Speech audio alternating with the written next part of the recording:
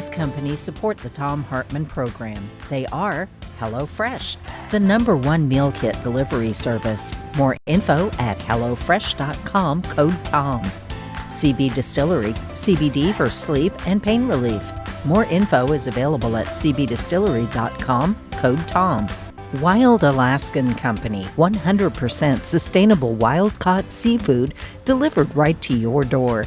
More info at wildalaskancompany.com/Tom.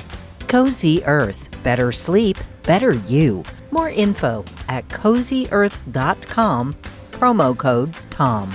Dinovite, a whole food supplement for your pet's immune system.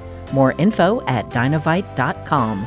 And ExpressVPN, the VPN that just works. More information at expressvpn.com/Tom.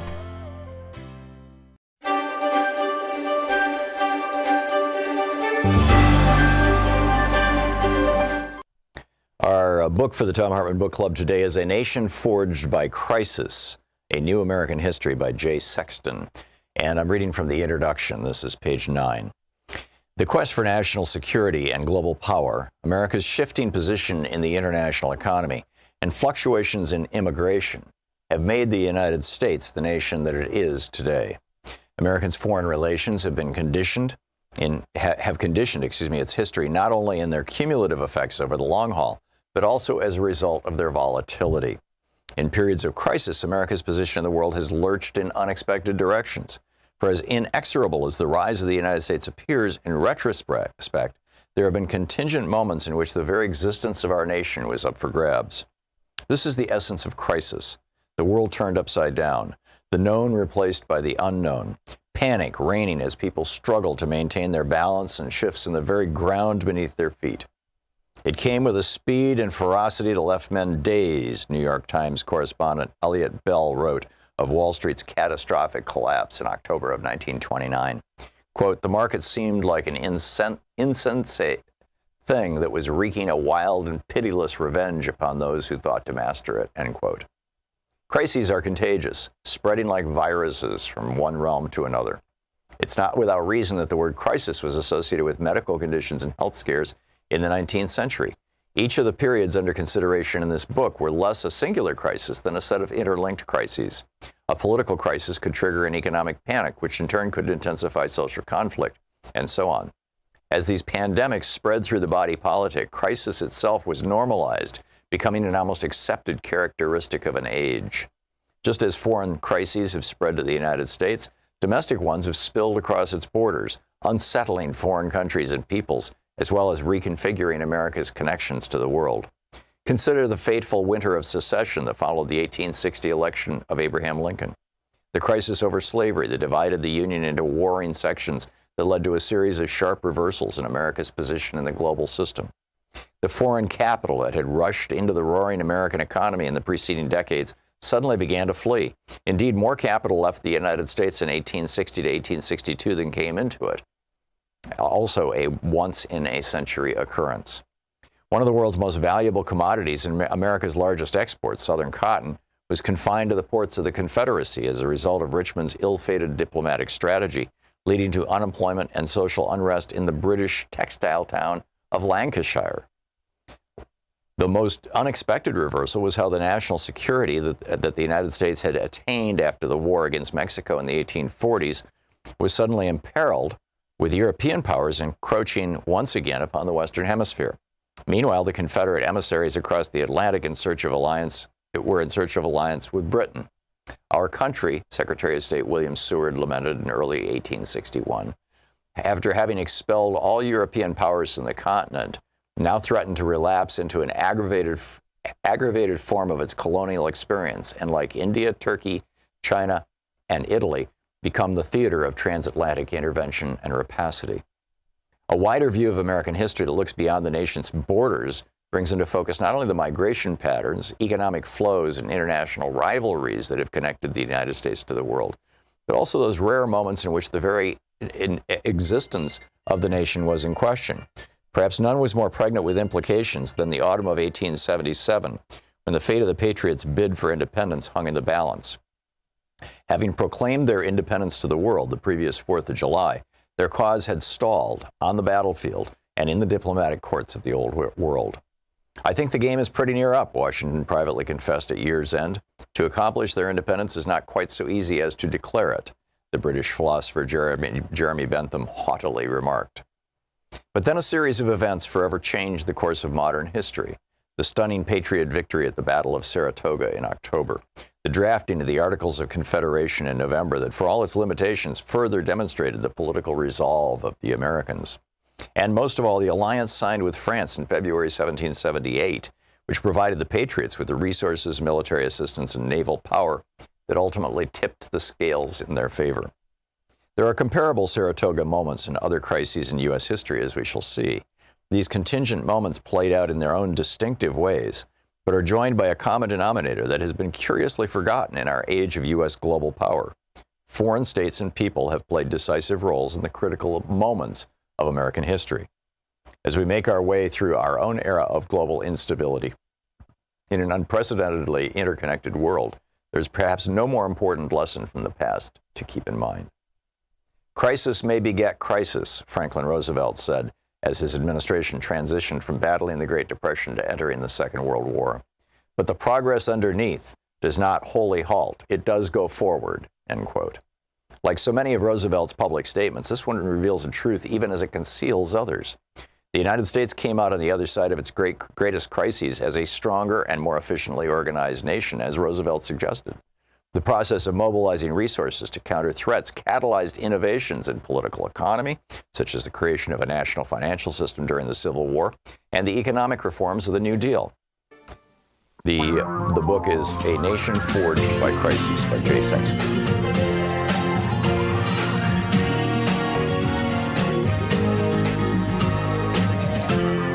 This is the Thom Hartmann Program. Hey, TGIF, Shabbat Shalom, Juma Mubarak. It is Friday. It's Anything Goes Friday. The second hour of our program today will be a full-hour National Progressive Town Hall meeting with the Vice Chair of the Congressional Progressive Caucus, Congressman Ro Khanna. But first and third hour, it's just you and me, and whatever you'd like to talk about. I do have a couple topics I want to drill down into a little bit here. In the first hour, my rant from today over at Hartmann Report, as the GOP faction drowns deeper in racism and sexism, America is sinking. We'll get to that in a minute. And Tucker Carlson doubling down on racism and misogyny, saying that a black female Supreme Court justice doesn't look like real America. Oh, really? And also this hour, I want to get into this question of what is all this isolation? We're going 2 years now almost. What is all this isolation doing to us? I'll tell you about some interesting research on that. Our second hour, of course, is Congressman Ro Khanna. In our third hour, corporate Big Brother is listening in on calls to suicide hotlines. This is weird and I think very unhealthy, and it needs to stop. I'll tell you about that in the third hour of the program. Also, crazy alert in our third hour. Fox News panelists rush to cut off Jesse Waters after he says Kamala Harris is having a typical female problem. Right, yeah. Didn't go over all that well with the women on the show, but it just kind of reflects this Fox point of view. My piece this morning at HartmannReport.com, our daily rant, is titled, As the GOP Drowns Deeper in Factional Racism and Sexism, America is Sinking Too. Now, faction and factional are words that are not much used these days. They kind of track back to the 18th century. Although I think most people at least think they know what they mean. James Madison was the father of our Constitution. He literally kind of kept track of all the debates at Constitution Hall, and they call him the father of the Constitution. And he identified a faction essentially as a special interest group who is willing to harm both other people and its country and their country just to acquire some gain. And as Madison warned us, factions destroy democracies. And here's how it's playing out right now. You've got this Trump-inspired faction. I mean, they've been there for a long time, the racists and misogynists, essentially let's call them the male white supremacists. They've been in the Republican Party. There's some of them in the Democratic Party. They've been around for a long, long time. But now they have, as a faction, essentially taken over the Republican Party. Joy Reid laid this out in painful detail with clips from Republicans like Marsha Blackburn and Josh Hawley and Kevin McCarthy, all quoting the Reverend Dr. Martin Luther King Jr. saying, we should, he hoped that someday people would not be judged by the color of their skin, but by the content of their character. All right, this is their mantra. And they use it to basically say, how dare you consider race for things like affirmative action or hiring or gender for that matter. It's like turning it on its head.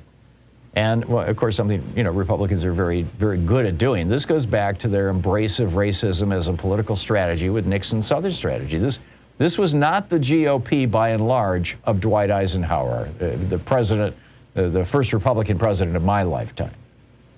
This is very much the GOP, or at least it was the fringes of the GOP of Barry Goldwater and Richard Nixon and Ronald Reagan and George Herbert Walker Bush, although George Herbert Walker Bush shouted out to them with his Willie Horton ads. George W. Bush, not so much, other than Muslim bashing, a surprise. But with Donald Trump, it just became front and center. And this is when this faction seized complete control, or near complete control, of the Republican Party. And it's not like they're not building on something. I mean, you had John Roberts, the former lawyer for the U.S. Chamber of Commerce, now as Chief Justice of the U.S. Supreme Court in Shelby County v. Holder, and back in 2013, writing that basically, hey, there's no more racism in America. We have a black president. We can do away with these laws. And boom, immediately, a whole bunch of states just started purging black people from their voting rolls like there was no tomorrow. And it's not like Republicans, as they're yelling about affirmative action, it's not like they're actually opposed to affirmative action. I mean, Ronald Reagan promised to put a white woman, on the Supreme Court, and he did with Sandra Day O'Connor. Donald Trump said the same thing. He said, it'll be a woman, a very talented, very brilliant woman. Told that to a rally in North Carolina after Ruth Bader Ginsburg died. But like I said, those were white women. And while misogyny is pretty high up there in the value hierarchy in the Republican Party, race is at the top. I mean, just look at who they recruit. Of the 56 black members of the House of Representatives right now, 2 are Republicans. The only black Republican senator is Tim Scott, and he was appointed by another GOP outlier, an Indian-American Republican governor, Nikki Haley. So now we've got Tucker Carlson going off on this. The multimillionaire Swanson Frozen Foods fortune heir says, hey, as long as we're carving up the spoils like carrot cake, where's my slice? Right. Or in another moment, he said, it seems normal now to reduce human beings to their race, but imagine if this was happening to you. How would you feel? Right. Tomi Lahren on Fox News whines, we know what Joe Biden does best is placate to the radical element and the radical progressive base of his party that he believes is the majority. Right, nominating a black woman. That's the radical base of the party. All black women are radical progressives. Didn't you know that? Because of the color of their skin. Got it, Tucker. Or Tommy in this case. And then Nikki Haley saying, Biden should choose a Supreme Court nominee without a race or gender litmus test. And then she goes on to say that she used a race litmus test. Rather paternalistically, she said that, she did that when she picked Tim Scott as Senator of South Carolina. That would be the Tim Scott who couldn't even muster a vote for rebuilding America or voting rights. Here's a simple reality. All 5 of the black women whose names are in the press right now, presumably as a result of leaks out of the administration, as front runners to replace Justice Breyer, all 5 of them are more qualified academically and are more qualified experientially than any of the 3 nominees that Donald Trump put on the 3 justices that Donald Trump put on the court. Now, that shouldn't be surprising. Black people, particularly black women, are always held by white society in particular, but society in general to higher standards than our white women. And white women are held to higher standards than white men. I mean, it's just this is the result, the legacy of racism and sexism. So I remind you about faction. Dan Sisson and I wrote a book about this called The American Revolution of 1800. Dan Sisson wrote the book. I helped edit it and wrote a foreword to it. And in it, you know, we quote extensively from James Madison about this. He wrote, now this is in Federalist number 10, he wrote, by a faction, I understand a number of citizens, whether amounting to a majority or minority of the whole, who are united and actuated by some common impulse of passion or of interest, adverse, that's harmful, to the rights of other citizens or to the permanent and aggregate interests of the community. He goes on to say, men of factious tempers, in other words, people who are creating factions, of local prejudices or of sinister designs, may by intrigue, by corruption, or by other means first attain the suffrages, in other words, first get power, and then betray the interests of the people. So what I'm saying here is that the Republican Party has, you know, there was this racist, misogynist, white supremacist faction within the Republican Party. It was used, that faction was, used to get a few extra votes by Nixon and by basically every Republican since then. But with Trump, he said, hey, that faction, those marginalized people, the people, you know, the Klan, we're going to bring them fully, and the Nazis, we're going to bring them fully into the party. And they now constitute the base of the Republican Party, and they now drive the Republican Party, which raises a really interesting question. Now that a faction has taken over a political party, the last time we saw this happen, you know, it was the Democratic Party, it was the 1850s, and, you know, the Democratic Party in the South. So this is the second time this has happened in American history. Now that a faction has taken over the Republican Party, can they continue to hold power? There are Republicans who are pushing back, you know, the Cheneys and Kinzingers of the world, who are saying, hey, wait a minute, no, our party should not be about racism, it should not be about misogyny, and it should be embracing democracy. But the rest of the elected Republicans, you got Josh Hawley now piling on, you know, with criticism of Joe Biden wanting to pick a black woman for the Supreme Court. How dare he? It's insane. But what do you think? Can they hold on to the power in hold on to power in the party in 2022? And if so, what happens to the old Republican Party? Because the Democratic Party is becoming pretty damn progressive. Be right back. This is the Thom Hartmann Program. As I said, it's Anything Goes Friday. We'll be right back with your calls.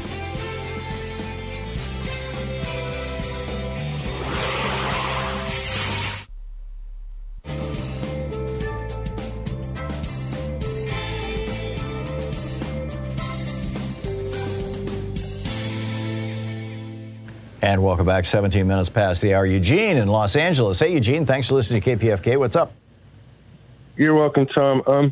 I just wanted to say that, retiring Justice Breyer, he was a Clinton nominee. In other words, he was a Democrat nominee, but he delivered the concurring opinion in the Supreme Court's 2006 ruling against campaign spending limits. Right. So I just want to make sure that the next nominee would rule in favor of campaign spending limits, not against them. I'm with you. I think the evidence is in now. I mean, Breyer, everybody talks about Breyer like he was some kind of great liberal. Breyer is not a liberal. Breyer is a corporate Democrat. And you look at his decisions, and yeah, on a few social issues, he's been pretty good. But if you look at his decisions as they pertain to, you know, the rights of labor, the rights of the average person versus giant corporations, he generally, not always, but generally tends to side with the corporate side of things. So, yeah. Yes, and of course, go ahead. We need campaign spending limits because third parties cannot break into our political process if we're going to have no campaign spending limits, because then the only parties that get any real traction are ones with big money donors. That's right, and that's where we're at right now. And to the entire Republican Party has been corrupted. significant parts of the Democratic Party have been corrupted, and it's because they changed the rules of the game. I mean, if you were playing football and the rules of the rules of the game were whichever team gave the umpire or the referees rather, excuse me, a $10,000 bribe could have an extra man on the field, and that was all perfectly legal because that was the rules of the game. Wouldn't your team try to come up with 10 grand and get an extra guy on the field? Yeah, you have to have a whole lot of advertising to get elected, and it doesn't happen cheap. Exactly. And that's the rules of the game now. Eugene, excellent point. Thank you very much. Maverick in Edmonds, Washington. Hey, Maverick, what's on your mind? Thanks for listening to KBCS. Thank you, Tom. Yeah, your sentiments and mine are lined up as far as watching the overt and covert racism on the far-right Fox media network. And just listening to your opening today just made my eyes kind of well up a little bit, because I was thinking that, I probably won't live long enough to see the end of real racism in my country. I don't think any of us will. Yeah, I don't think so either. I wonder if there's a place. It goes too deep. I wonder if there is a country in the world where you could escape racism, even to a large extent. Yeah, I don't know of a one. I mean, this is deeply rooted, but it is possible to radically reduce the impact of racism, and it is possible to fix the damages to some extent of racism. Obviously, a lot of people's wounds are never going to fully heal, but every generation, particularly since the 50s, every generation of Americans, in my opinion, have gotten better with regard to this issue until Trump came along. And that just blew the lid off the whole thing. Well, thanks for the optimism. I make a concerted effort on a daily basis to shake the hand and say a hearty and sincere hello to everybody that I meet that doesn't look like me. But I'll leave you with this little funny one, Tom. I hear the music. What about Anita Hill sitting across from Clarence Thomas on that Supreme Court over there? I think it would be great. And if she was in her 40s or 50s, I'd be at the front of the line saying, put her on the court. I'm with you, Maverick. Maverick, thank you very much for the call. 21 minutes past the hour.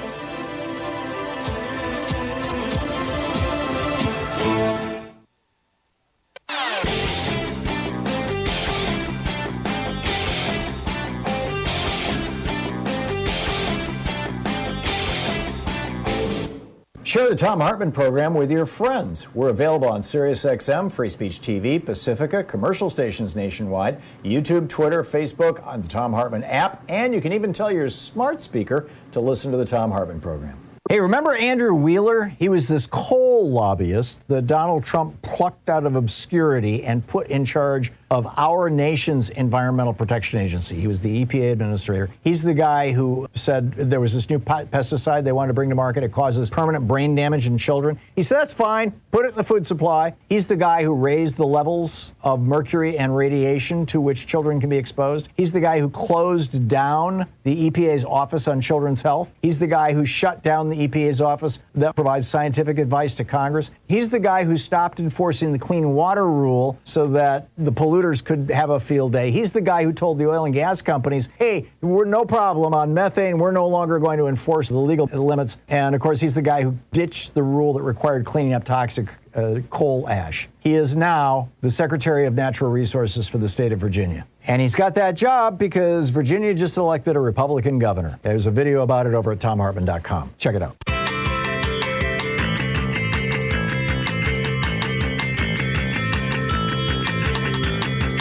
Okay, just to put a punctuation mark on all of this, Tucker Carlson last night said, and I quote, "We have the latest census number, and we can promise you with dead certainty that Joe Biden's nominees look nothing like America, not even close."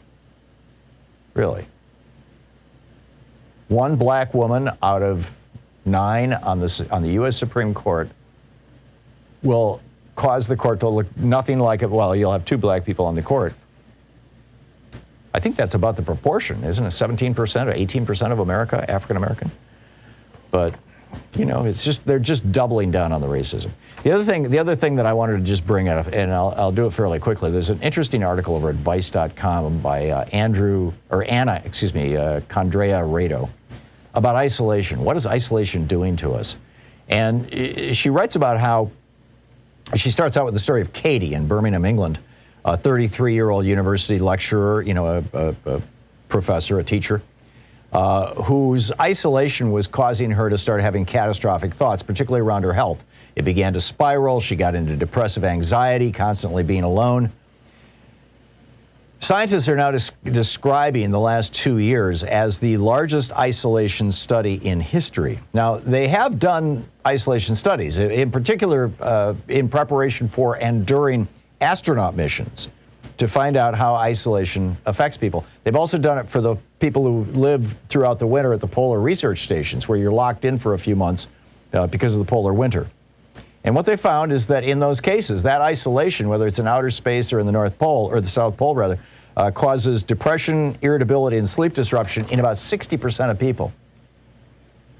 They become slightly depressed. It downgrades their emotions. They feel like they have no energy. And, but those people all underwent years of training. They were prepared. We had no warning. This one professor points out, we're a social species. We've got what are called mirror neurons in our brain, that literally react to other people's faces, other people's tone of voice, other people's gestures. So we experience their emotions as if they're our own emotions so that we can have an empathetic conversation. This physician or this researcher says part of our stress response is seeking social support. But we haven't had that so much, and now 1 in 6 adults across Britain is experiencing some form of depression. This isolation can also increase inflammation, which can increase things like dementia and cardiovascular disease and downgrade the immune system. Now, there are some differences. This one researcher says that you could be self-isolating in a 4-bedroom detached house with a garden, which wouldn't be so bad, or in a tiny 1-bedroom apartment at the top of a skyscraper, which could be really, really rough. She says the environmental influence would be very different and would impact differently on your health status. There is a flip side, though, to this, and that is that humans are incredibly robust. So this one researcher, Robinson, says there's this idea that trauma will lead to major physical and mental impact, and for most people, that's just not true. You tend to find that 90% of people come through any traumatic event. It will leave a footprint on their soil, but they'll be able to cope, rationalize, readapt, and show resilience.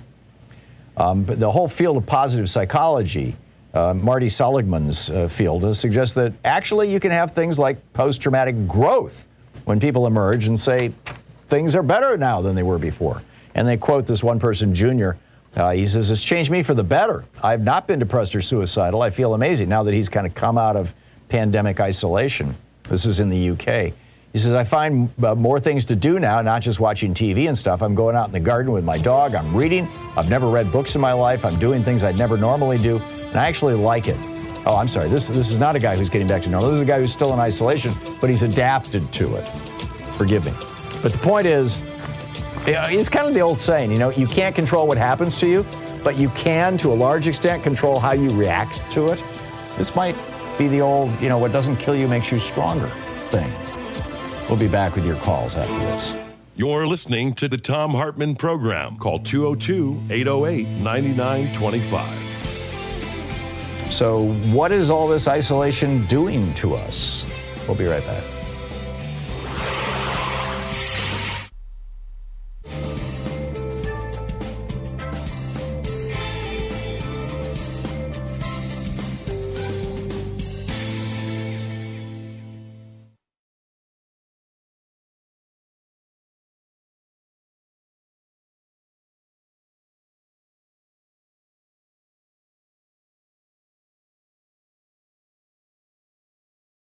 Our book today in the Thom Hartmann Book Club is The Hidden History of Big Brother in America, How the Death of Privacy and the Rise of Surveillance Threaten Us and Our Democracy. This is from the introduction, titled The Big Picture of Social Control versus Democracy.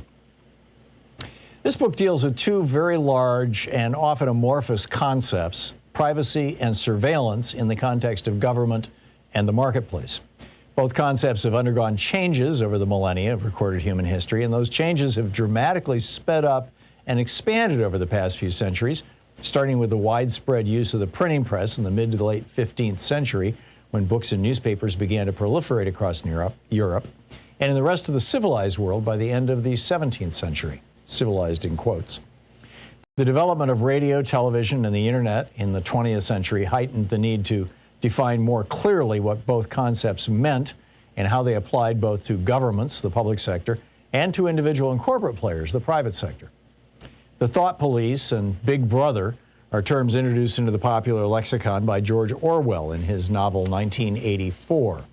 Big Brother was the overweening, all-powerful government of Orwell's novel, and the thought police were those who managed to burrow so deeply into every citizen's behavior, speech, and even thoughts that they could control or punish behavior based on the slightest deviations from orthodoxy. Orwell was only slightly off the mark.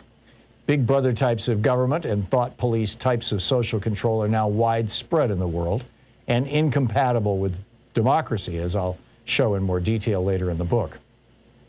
Most concerning for Americans and citizens of other democratic nations, in quote, the mentality of both has heavily infiltrated both American government and corporate sectors, reaching so deeply into the day-to-day details of our lives that the techniques and technologies they use can and do not only control, but predict our behavior. The goals of those who violate privacy and use surveillance is almost always social control and behavior modification. Setting aside pure voyeurism, these are the areas where money is made, power is accumulated, and political or business goals are reached. And whether they are of government or of corporate Big Brother, the goals are largely the same and consistent with those just mentioned. Secrets are now for government and giant corporations to know and hold, but not for average people. And they're used by Big Brother to both acquire and hold power. J. Edgar Hoover had secrets to hide, for example, so he knew well their power. A gay man at the pinnacle of American power for most of his life, the FBI director knew that in many U.S. states, he and his lover, Clyde Tolson, could be prosecuted and sent to prison for their private, consensual behavior. Yet Hoover and Tolson lived together, and their relationship was an open secret among Washington's cognoscenti. I still remember a beautiful summer day in Ireland, Louise and I sitting in the living room of author Anthony Summers and his wife Robin, as they described to us the shocking details of Hoover's life and abuses of power they'd uncovered writing Official and Confidential, The Secret Life of J. Edgar Hoover. That books like Summers weren't published until after Hoover's death is a striking testimonial to the power of surveillance and the blackmail material it can produce to keep powerful people's secrets hidden even from the world's best investigative journalists. Every politician or reporter of any consequence knew that Hoover had a file on him. They were almost all men back then, and powerful men at that time were far more likely to harbor salacious secrets, ensuring Hoover an unbroken hold over the FBI from its founding in 1935 to his 1977 death. But Hoover didn't use his massive FBI surveillance powers just to cow politicians and reporters. He was also interested in advancing policies close to his heart. A dedicated white supremacist running an FBI where all meaningful power was held in white hands throughout his life, Hoover, or an underling at his behest, famously sent FBI surveillance tapes of Dr. Martin Luther King Jr. having an extramarital affair to the civil rights leader himself, implying that they'd next go to his wife and the public if he didn't commit suicide. Hoover also spent his entire career downplaying the role of Italian organized crime in the United States because, among other things, mafia godfather Santo Trafficante had the goods on his sexual orientation and regularly hosted him and Tolson for gambling junkets.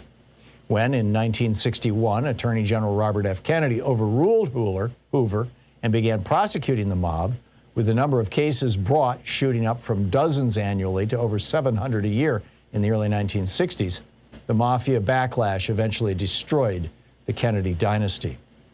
There's a more modern story of how surveillance and invasions of privacy have impacted American politics. The rise to the presidency of serial rapist, wannabe fascist, and crooked businessman Donald Trump. The biggest Big Brother of the corporate world, Facebook, had for years been compiling massive troves of personal data on Americans, even Americans without a Facebook account, as any page with a Facebook logo on it can send your browsing activity back to Facebook. And sometime in the mid-2010s, Cambridge Analytica hired a data scientist to put together an app that could suck down that data without Facebook's knowledge. Cambridge once bragged that they ended up with more than 4,000 data points on each of 230 million Americans. The book, The Hidden History of Brother in America, How the Death of Privacy and the Rise of Surveillance Threaten Us and Our Democracy, by Thom Hartmann.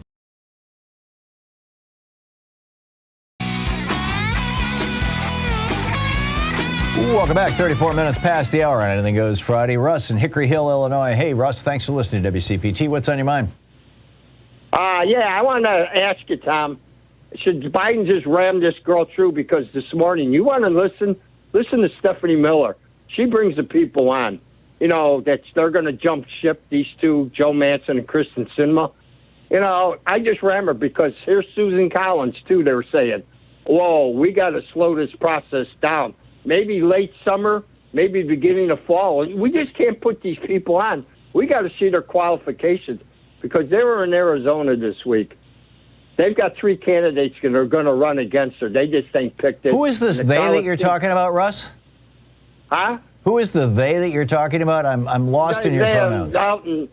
About Susan Collins told Joe Manchin, we got to slow this process Oh, down. I know. Susan Collins came out yesterday and said, well, you know, we need to be thoughtful and we need to take our time with this. This is important. This is a lifetime important.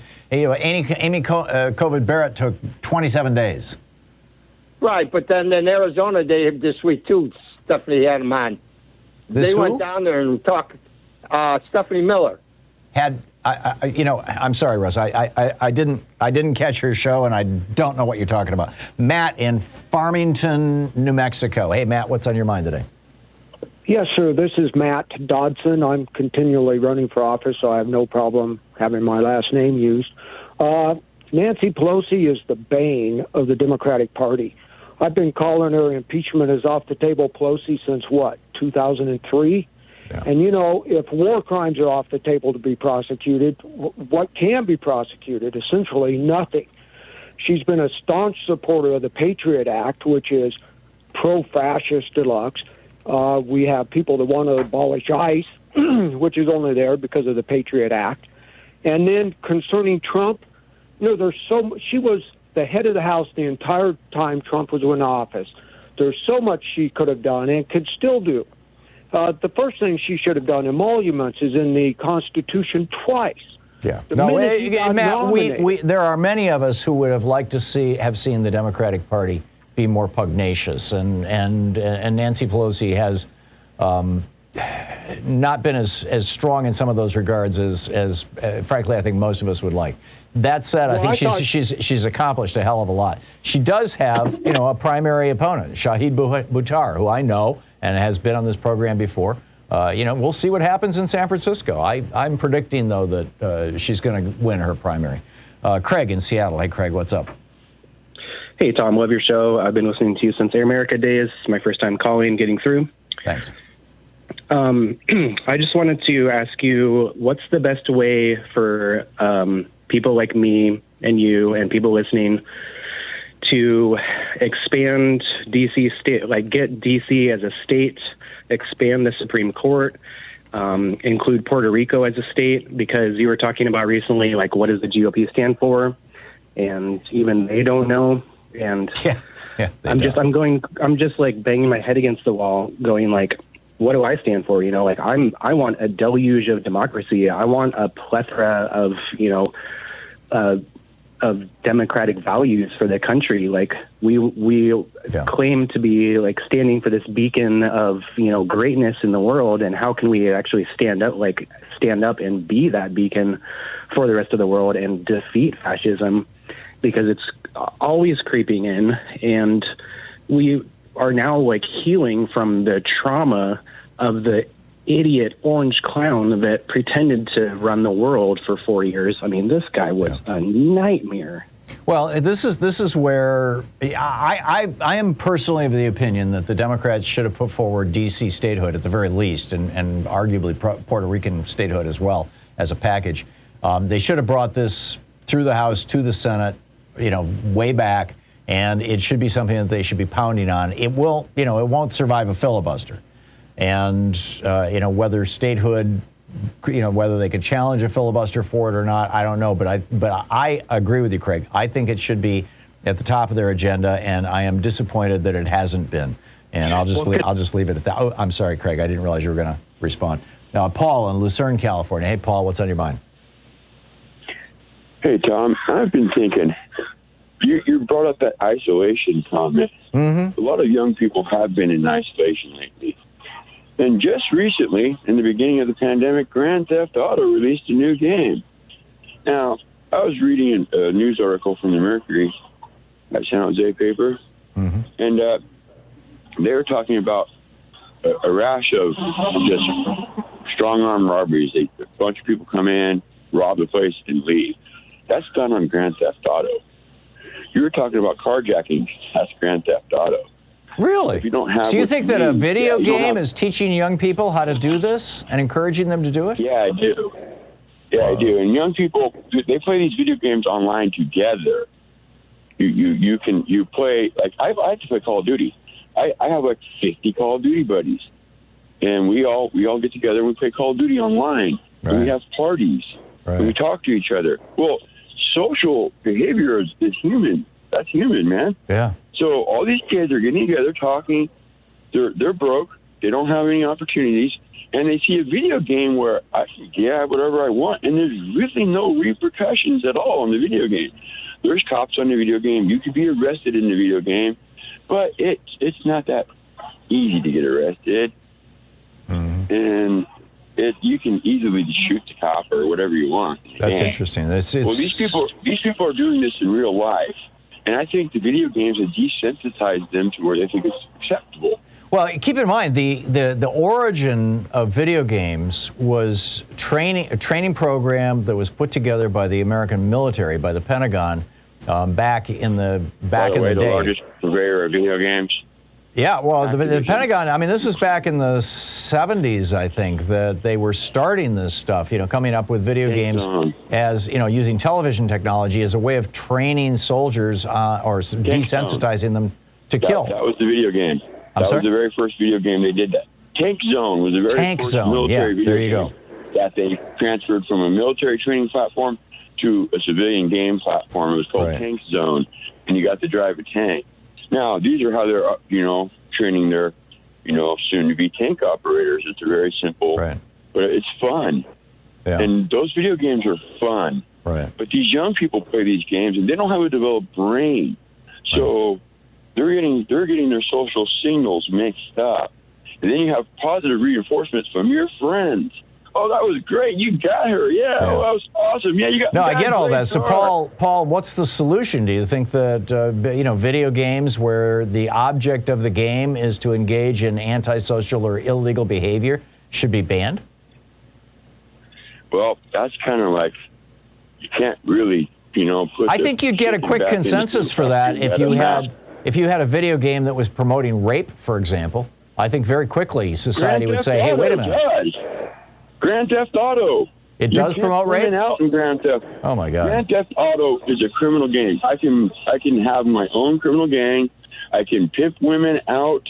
I could do anything I want in real life as a criminal. I could do on this game. Wow. This is how out of touch I am. With gamer culture. I have young children. Yeah. I have children, and I've always been in touch with it. Now, my grandson wanted this game, and I'll let my grandson play in certain games, but that game I will not allow in my house. Yeah. I'm not going to allow, a thug game. Yeah. This game, this teaches you how to be a gangster.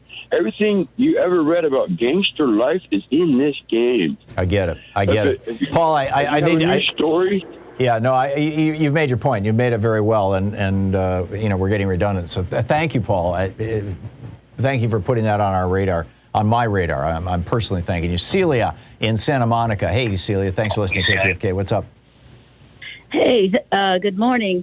You had a rant earlier in your show, or a review of monopolies and corporate mergers. Mm-hmm. There is an opportunity now to give public input to the Justice Department and Federal Trade Commission. They are seeking public comment from before March 21st on their proposal to detect and prevent illegal anti-competitive deals. I found this in the LA Times. It's a feed from the Associated Press. The Open Markets Institute also found researching online, and it has the basic issues that shows market concentration. And this is a great site to look at your area. You always want to personalize your public comments to boards, commissions, city councils, right, and this thing. So it's called Concentration Crisis, all one word, Open Markets Institute, all one word, .org. And they have a graph. You can click on these little symbols for medical devices, for airlines, etc., and see exactly how the dominant industries in your area of concern. Mine, it can even be general. If you want a personal story, I'm interested in organized labor and the fact that labor unions have been weakened. During my working life, I was a public librarian for 34 years. We had a bargaining unit, and they negotiated our contract. And the city and the librarians liked having it in writing, what was the expectations, the leave provisions, the graduations for salary increases, etc. And we negotiated that every 3 years. So you write a letter, and then I also send that around to my friends. I send it to, I sieve out people who are activists from my 2 book club groups, my postcard writing group, people I meet on Indivisible, and I send these to them. Right. You look at regulations.gov document FTC. So go to the FTC public comments, and it will come up. FTC.gov for the Federal Trade Commission. Okay, Celia, thank you. Thanks for the heads up on that. I just wrote down concentrationcrisis.openmarketinstitute.org. I'll check it out. Appreciate the call. We'll be right back. It's 45 minutes past the hour.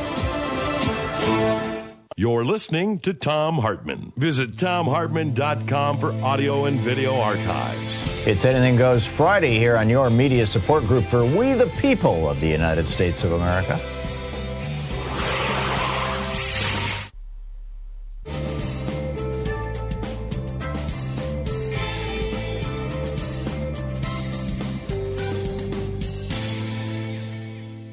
And welcome back. Morris, listening on KPFK in Long Beach. Hey, Morris, what's up? Hey, todo está bien hoy. All right, Professor, I want to share something with you. Racism. Anytime you're talking about racism, the messaging is going to always be subliminal.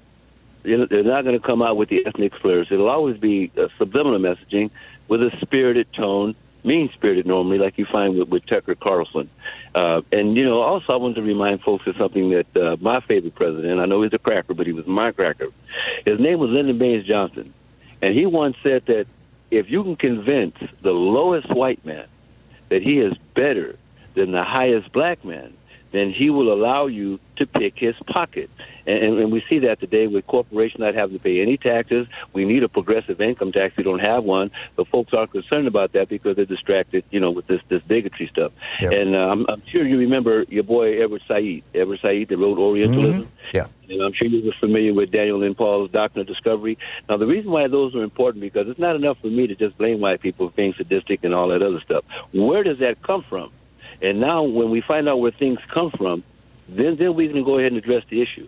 And I got a candidate for the Supreme Court, a black woman that Tucker Carlson would love to have, Thom Hartmann. And guess who that is?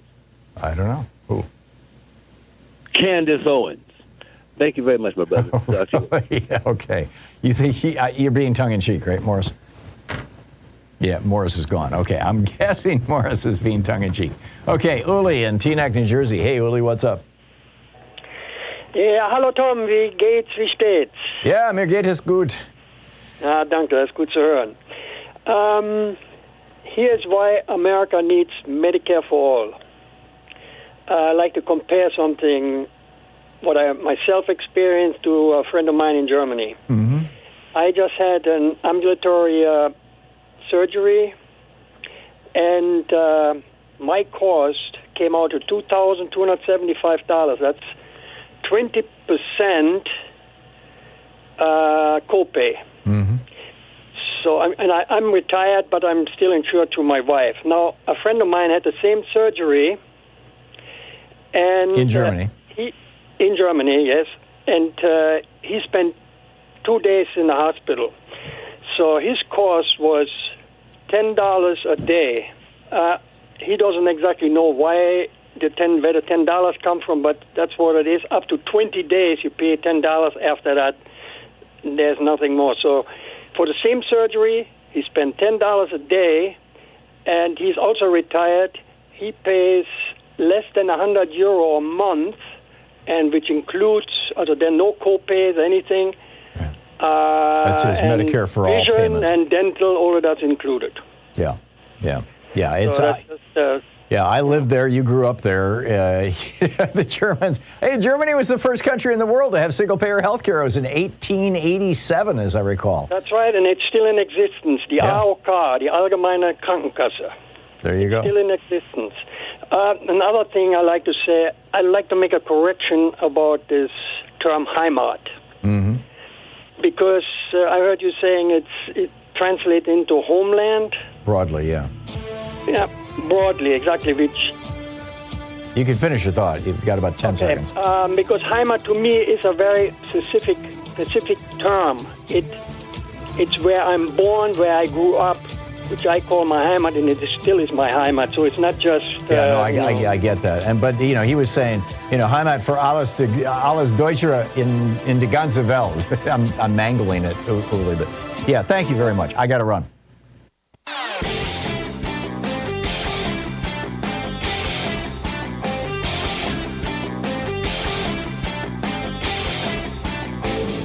Change starts with you. You can be calling your Democratic or Republican representatives to let them know what you think by calling 202-224-3121. It's the Capitol switchboard. It'll get you right through to them.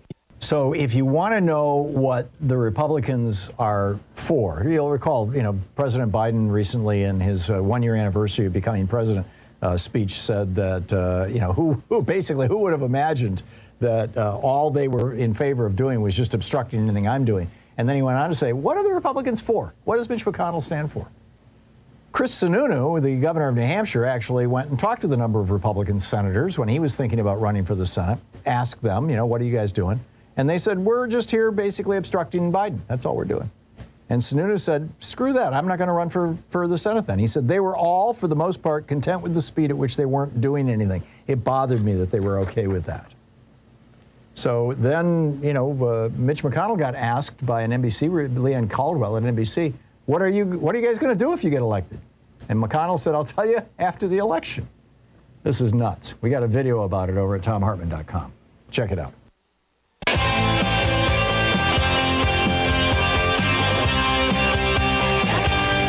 Okay, it's Anything Goes Friday, picking up your phone calls. Wayne, whoops, hit the button right there. There we go. Wayne in Louisville, Texas. Hey, Wayne, what's on your mind today? Thanks for listening to Sirius XM. Thank you, Tom. Thank you for having me on. I'm a first-time visitor or first-time caller, but I listen to your program. Thank you, Wayne. Almost every day.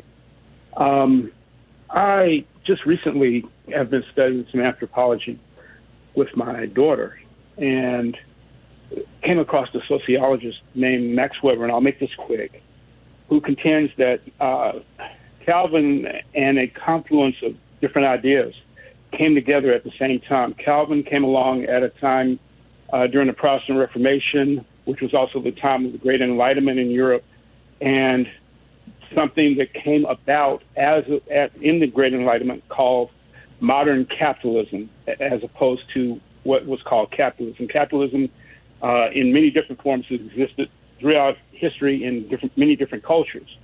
Modern capitalism is kind of unique, and the reason is because its focus is on pure profit, right? Oh, 1601 was when the first modern corporation was created. It was Queen Elizabeth I. She signed the charter in December of 1601 for the British East India Company, and that was the first corporation in the history of the world that was created where the individual shareholders had what was called limited liability, which meant that the most they could lose was their investment, and they had no liability for any crime that the corporation committed. Okay, so to continue this thought, right, that you have this modern capitalism, and their whole deal is to squeeze profits out of a rock. literally. It is just we're going to make profit no matter what. Yep. And so their whole model is continuously being changed, modified, what have you, in order to raise profits. Now, it's a cancer model. Say that again? It's a cancer model. Yes, sir. Calvin comes along at that exact time and says, listen, work is necessary, but income is not. And in essence, what Calvin said was, blessed are you who work hard, as opposed to blessed are you and you deserve your money. The Bible model for work is no matter what time of day you get hired, whether you get hired in the morning or whether you get hired in the evening, you both get the same pay at the end of the day when the paymaster pays, right? And I think that's out of the book of Matthew. What Calvin contended was you work hard because the blessing is in the work, not in the pay. Right. Right? It's called and the what work that ethic. did was justify very low wages for workers, which fed into the modern capitalist model that we're talking about. And so it becomes the evangelical, modern day, it becomes the evangelical justification for continuing with what was being called modern capitalism. Yeah. Did you say that you're quoting Max Weber here, Wayne? Yes. I don't recall if it was Max Weber. I'm not necessarily quoting him. I'm just giving you the citing idea him, let's say. What I read. I don't recall if it was Max Weber who pointed this out or that I got it someplace else. It was, decades ago. But Calvin wasn't quite, Calvin's 5 principles, as I recall. There are 5 principles of Calvinism.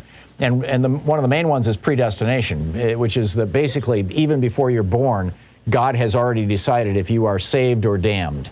And then the challenge for people back in the day, this is in the 1600s, the challenge is how do we pick who's going to lead us if we're not just going to have, a succession of kings from one family?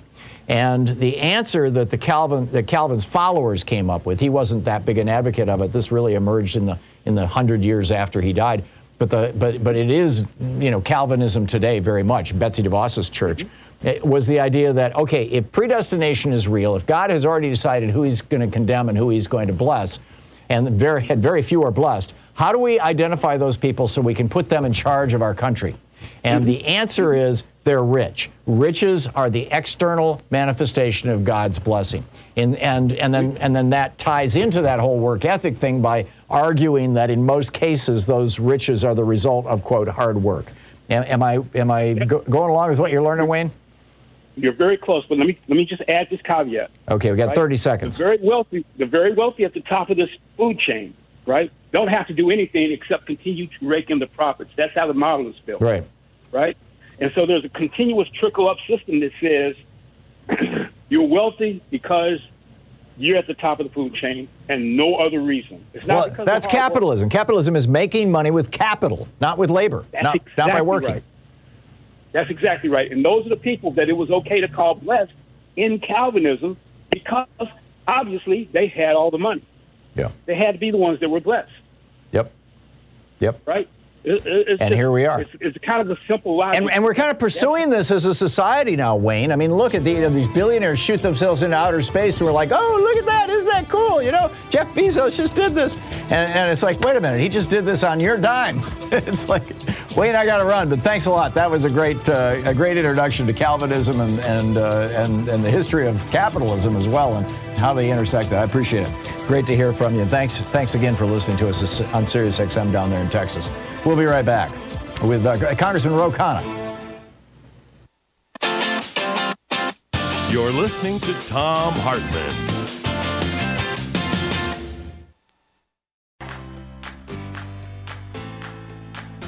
These companies support the Thom Hartmann Program. They are HelloFresh, the #1 meal kit delivery service. More info at HelloFresh.com, code TOM. CB Distillery, CBD for sleep and pain relief. More info is available at cbdistillery.com, code TOM. Wild Alaskan Company, 100% sustainable wild-caught seafood delivered right to your door. More info at wildalaskancompany.com/Tom. Cozy Earth, better sleep, better you. More info at cozyearth.com, promo code TOM. Dinovite, a whole food supplement for your pet's immune system. More info at dinovite.com. And ExpressVPN, the VPN that just works. More information at expressvpn.com/Tom.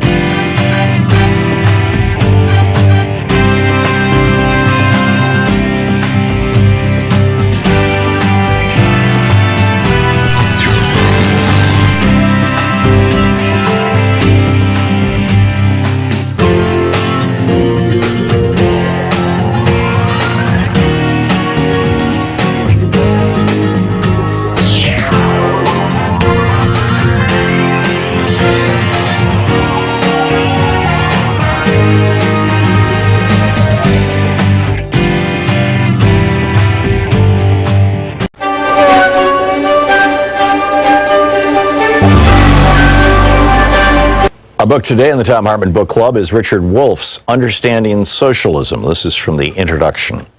Socialism is a kind of yearning for a better life than what capitalism permits for most people. Socialist yearnings are as old as capitalism itself because they are its products. Where and when capitalism's problems and failings have accumulated criticism and critics, socialist voices have arisen. And so it is again now. Any serious discussion of socialism must begin by acknowledging socialism's rich diversity. Whatever particular aspect of socialism we choose to analyze, they need to be located within socialism's complexity. That avoids presenting one's own interpretation as if it were the entirety of socialism. In this book, I focus on the economic aspects of socialism, how it differs from capitalism in broad outlines. I'm more interested in socialist critiques of capitalism and their implications about socialist alternatives than in the particulars of the few early experiments in erecting socialist systems, USSR, People's Republic of China, and so on, that history so far offers. Finally, my own education and work constrain me to concentrate on Western Europe and North America. Some important aspects of socialism are thus not covered or discussed here. Yearnings for better lives, such as socialism proposes, are not new. In slave societies, the slaves hoped and dreamed of lives less hard and less out of their own control. Their yearning aimed to obtain freedom. They sought social change that would preclude any one person being the property of another. In feudal societies, the serfs, free in the sense that no one owned them, yearned for better lives too. Their subordination to lords included heavy labor and other burdens that they wanted lifted. They hoped and dreamed of a society in which they would not be bound to the land, the lord of that land, and the feudal dues of labor and subservience. The serfs mobilized in the 1789 French Revolution to demand liberty, equality, and brotherhood. In effect, the serfs had expanded on what the slaves had called freedom. In the American Revolution against British King George III, the revolutionaries were neither slaves nor serfs. They were mostly self-employed farmers, craftspeople, and merchants subject to a foreign feudal kingdom. They wanted liberty as individuals to pursue their dreams without hindrance from feudalism or monarchism, whether foreign or domestic. They added democracy to the goals advanced by the slaves and serfs before them. The different systems of slavery, feudalism, and small-scale self-employment produced masses of people yearning for better lives. Eventually, each of those systems provoked revolutions. Many people then sought to break away from and go beyond those systems. The French and American revolutions marked key moments in the social transformations of major pre-capitalist systems into capitalist ones. By capitalist system, we mean that particular organization of production in which the basic human relation is employer-employee instead of master-slave, lord-serf, or individual self-employment. The revolutionaries who wanted and built capitalism hoped and believed the transition to employer-employee relations of production would bring with them the liberty, equality, brotherhood, and democracy they had yearned for. The revolution's leaders promised to themselves and to the people they led that those goals would be achieved. But the transition to capitalist employer-employee relations that increasingly replaced the previous slave, feudal, and self-employment relations of production had unintended consequences. Capitalism soon proved to be different from what its revolutionaries had hoped. While it enabled some people to be more free and more independent than slaves, serf, or self-employed subjects of monarchies had been, It also seriously limited freedom, independence, and democracy for many. Capitalism betrayed many of the promises made by its advocates. It produced and reproduced great inequalities of income and wealth. Poverty proved to be as endemic as capitalism seemed equally adept at producing and reproducing both wealth and poverty. The capitalist rich used their wealth to shape and control politics and culture. Democratic forms hid very undemocratic content. The cyclical instability attending capitalism constantly threatened and hurt large numbers of people, and so on. Growing numbers of employees within capitalism began to yearn for better lives. They defined those yearnings first in the familiar terms of the earlier French and American revolutions: equality, fraternity, liberty, and democracy. They criticized a capitalism that failed to deliver those to most people and demanded social changes to achieve them. Many people still continue to want a better, softer, friendlier capitalism, where government regulates and intervenes to achieve more of what the French and American revolutionaries had yearned for and promised. They are also often self-defined as socialists. However, capitalism's development provoked another, different perspective that also called itself socialism.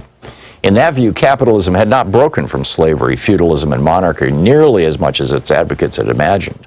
Slavery had masters slaves, feudalism had lords serfs, and monarchy had king subjects as their key sources of their inequalities, lack of freedom, oppressions, and conflicts. The employer-employee relation of production and capitalism generated parallel problems. Capitalism installed monarchies inside individual workplaces, even as monarchies outside workplaces were rejected. Kings mostly disappeared, but inside workplaces, the owners or their designated boards of directors assumed king-like powers. The book Understanding Socialism by Richard Wolff.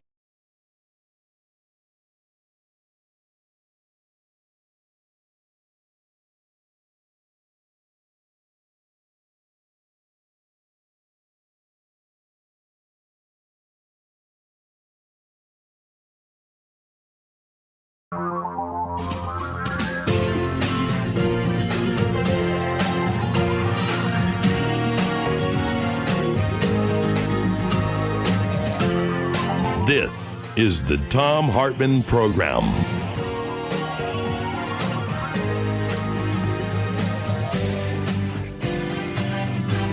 This is it. Oh, welcome back. Thom Hartmann here with you. Congressman Ro Khanna is on the line with us for the hour for a National Progressive Town Hall meeting. Congressman Khanna represents the 17th District of California in the U.S. House of Representatives. He's vice chair of the Congressional Progressive Caucus. And you can find his website at Khanna, KHANNA.house.gov. You can tweet him at Rep. Ro Khanna. Congressman, welcome back to the program. What's at the top of your agenda in front of your mind right now? Well, we have to make progress on two areas. One is voting rights, and the other is the Build Back Better. On voting rights, there is now a push to see if we can get 60 senators, not just on the Electoral Count Act, as you had discussed and feared that may preclude any further reform, but if we can get some agreement on the most basic voting right provisions, don't kick people off the rolls, don't have less ballot boxes in African-American areas. So that effort is underway.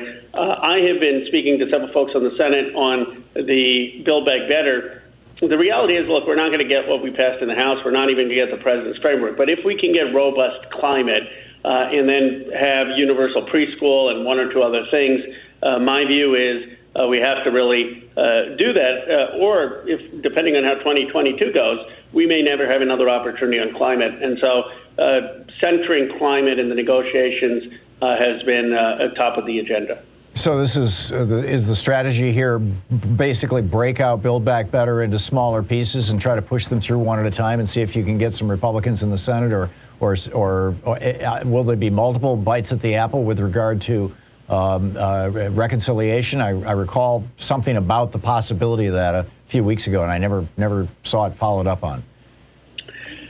So there, on the one hand, we would want to break up the parts that can't pass to have votes, at least get people on the record on, are you really opposed to Senator Sanders' proposal to give people vision and hearing and dental care? By the way, that's the most popular thing in the entire bill, which, of course, we're not doing. It makes no sense. But then there are parts that can pass on reconciliation, climate, the expansion of Medicaid, kids 3 and 4 getting preschool education. That, I think, we can come together, maybe call something else, but a new bill that passes. Now, that's not a guarantee, but I'm working hard to try to see if we can do that with a few other progressives and senators. It's the best shot we have at climate. If not, we're going to get nothing. Yeah, remarkable. Okay, well, let's pick up some phone calls. No, sounds great. Okay, let's do it. Rennie in Reno, Nevada, you are on the air with Representative Khanna. Hi, good morning. I wanted to know if Trump was, hi, and I'm your neighbor, both your neighbors here in Nevada. Mm-hmm. I want to know if Trump or anybody that's protected by Secret Service has to go into imprisonment. What happens to Secret Service? Do we pay for it? Do they get it? Good question. Right, it's a great question. I have no idea. I assume they would still protect the president, but it's a great point. It's never happened. Tom, do you have any idea what would happen? I don't. I have no idea. I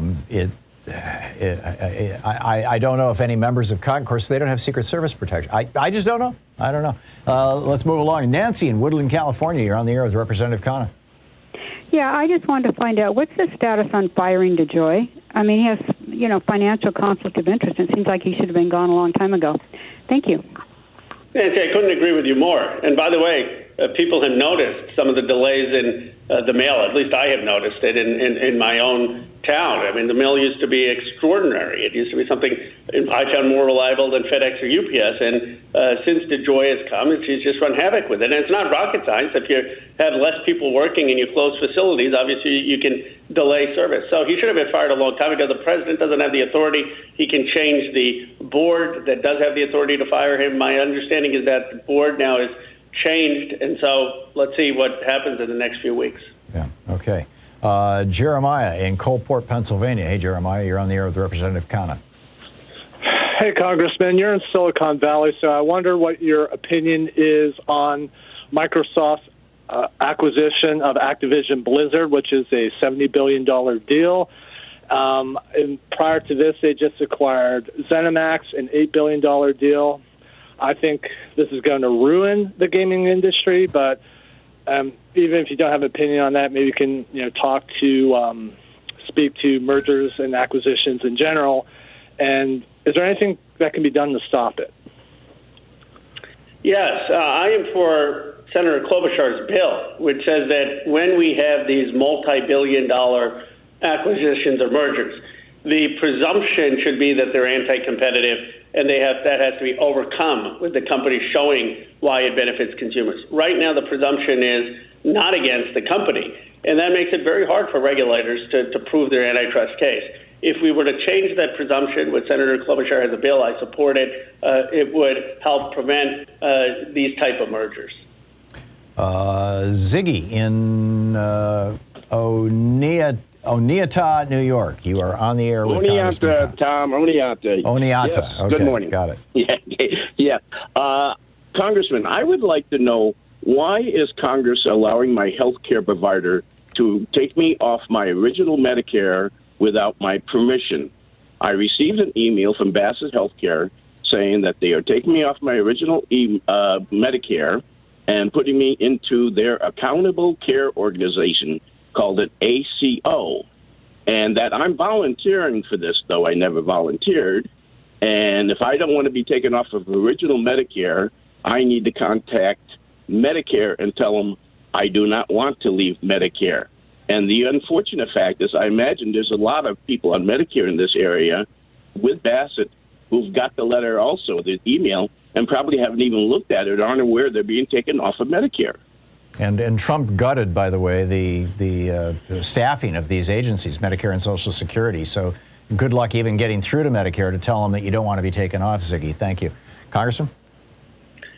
Ziggy, that is outrageous. I mean, you're basically having something happen without your consent, without your involvement. I would contact your member of Congress so they can write on your behalf.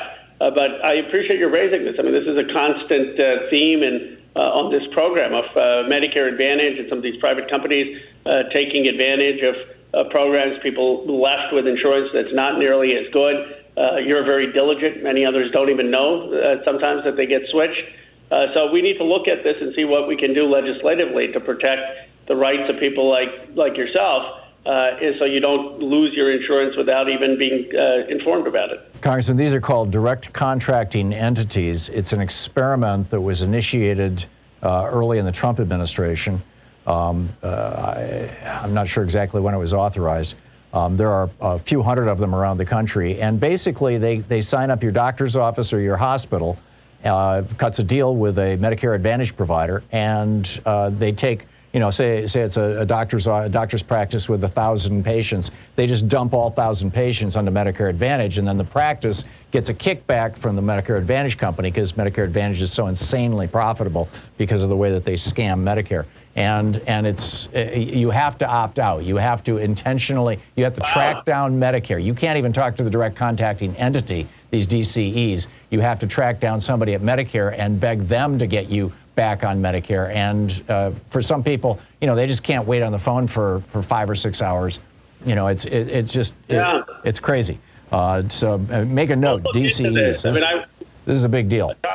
Yeah, I don't think there's any legislation that I can think of on this, but maybe there really should be.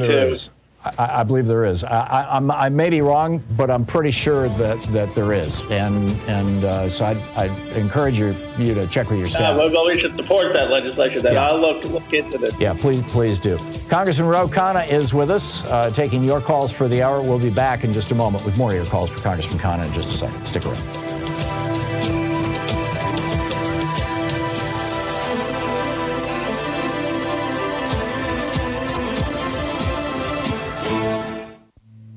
This is the Thom Hartmann Program. We'll be back with Congressman Ro Khanna in just a moment. Stick around. It's 15 minutes past the hour.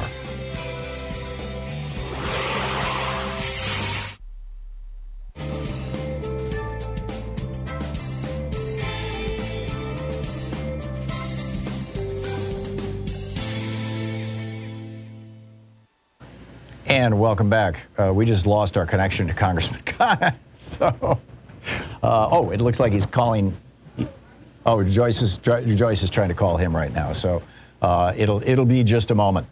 By the way, down in Florida, don't believe I mentioned this already, but down in Florida, the Florida Republicans are refusing to seat a member of Congress who won an election on January 11th, a member of the Florida state legislature. Well, I'll tell you about that in a little bit. Here's Congressman Ro Khanna is back with us. Congressman, thank you very much. Let's see here. Joe in Cupertino, California. You are on the air with Congressman Khanna. Well, excuse me, sir, but I would just like to shout out for the 49ers here as well within our area. And if you could just reach out maybe over to Mrs. Waters, Maxine Waters, as they got the form, and maybe you guys could have a little come together. I don't know if a wager is appropriate because we're on the same team, but how about getting together with Gavin Newsom and maybe trying to promote health care for all in California? I think this is the time. We've lost the ability to have equal the vote, but if we had health care as a right in America, I think we could get both parties to come to agreement and win 22 and 24. That being said, I appreciate all that you do, but I do not want to see the United States go to war in Russia, and I don't want to wait till after the Olympics. This is a game. The Chinese are reaching out to the Russians and saying, well, can you hold off from invading Crimea or invading Ukraine until the Olympics are over?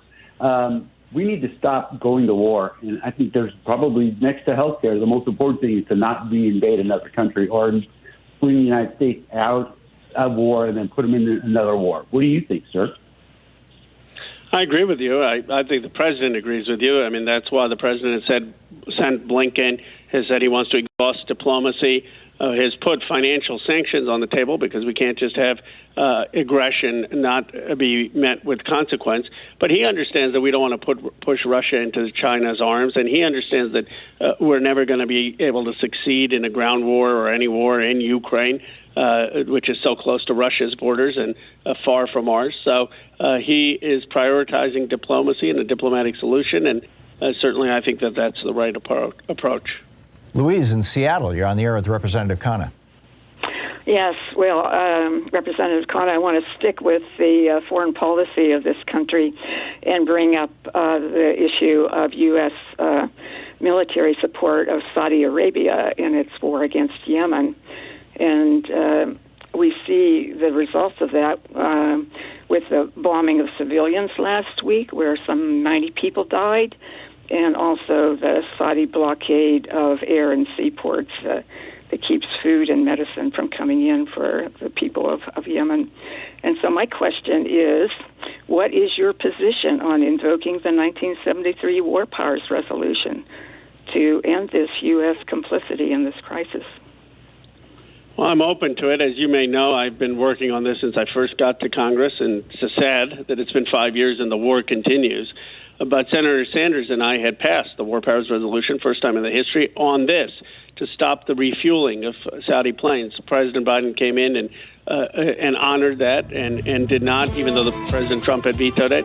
And we're not refueling them, but we're still giving them spare parts, and we have a lot more leverage. And I just actually reached out to Senator Sanders to see if we want to reintroduce another War Powers Resolution. We do need strong action. Do you think the Saudis are keeping the oil price high as a way to squeeze us on this? I'm not sure. They're certainly not helping us, but you know, we're not that dependent on Saudi oil anymore, and it's certainly not worth the blood of Yemenis children. I mean, It's awful. Yeah, I'm with you. We'll be right back.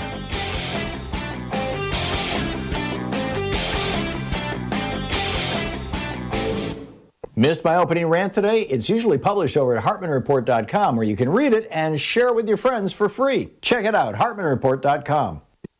The New York Times has put together just an amazing graphic where they took all the record temperatures from last year, from 2021, and put the red ones being hot and blue ones being cold, put them as little dots on a map of the United States. And it sure looks to me like what we're seeing is the collapse of the jet stream. If you watch weather shows on TV and things like that, what you see is, so very odd. Well, we saw this, for example, with that cold snap last a year ago, February, where the jet stream just kind of drooled all the way down, carried Arctic air all the way down into, southern Texas and northern Mexico, froze Texas up, shut down their power systems and things like that. And it's blocking the movement of air here in the Pacific Northwest, and thus we're getting these massive heat waves. I think that we all need to keep an eye on this. I've got a video about it over at ThomHartmann.com. You can check it out there. Welcome back. Congressman Ro Khanna with us, taking your calls for the hour. Riley in Roosevelt County, Montana. You are on the air with Representative Khanna. Yeah, can you hear me okay? Hear you fine, Riley. Yeah. Anyway, I was just going to talk about the growth of the economy.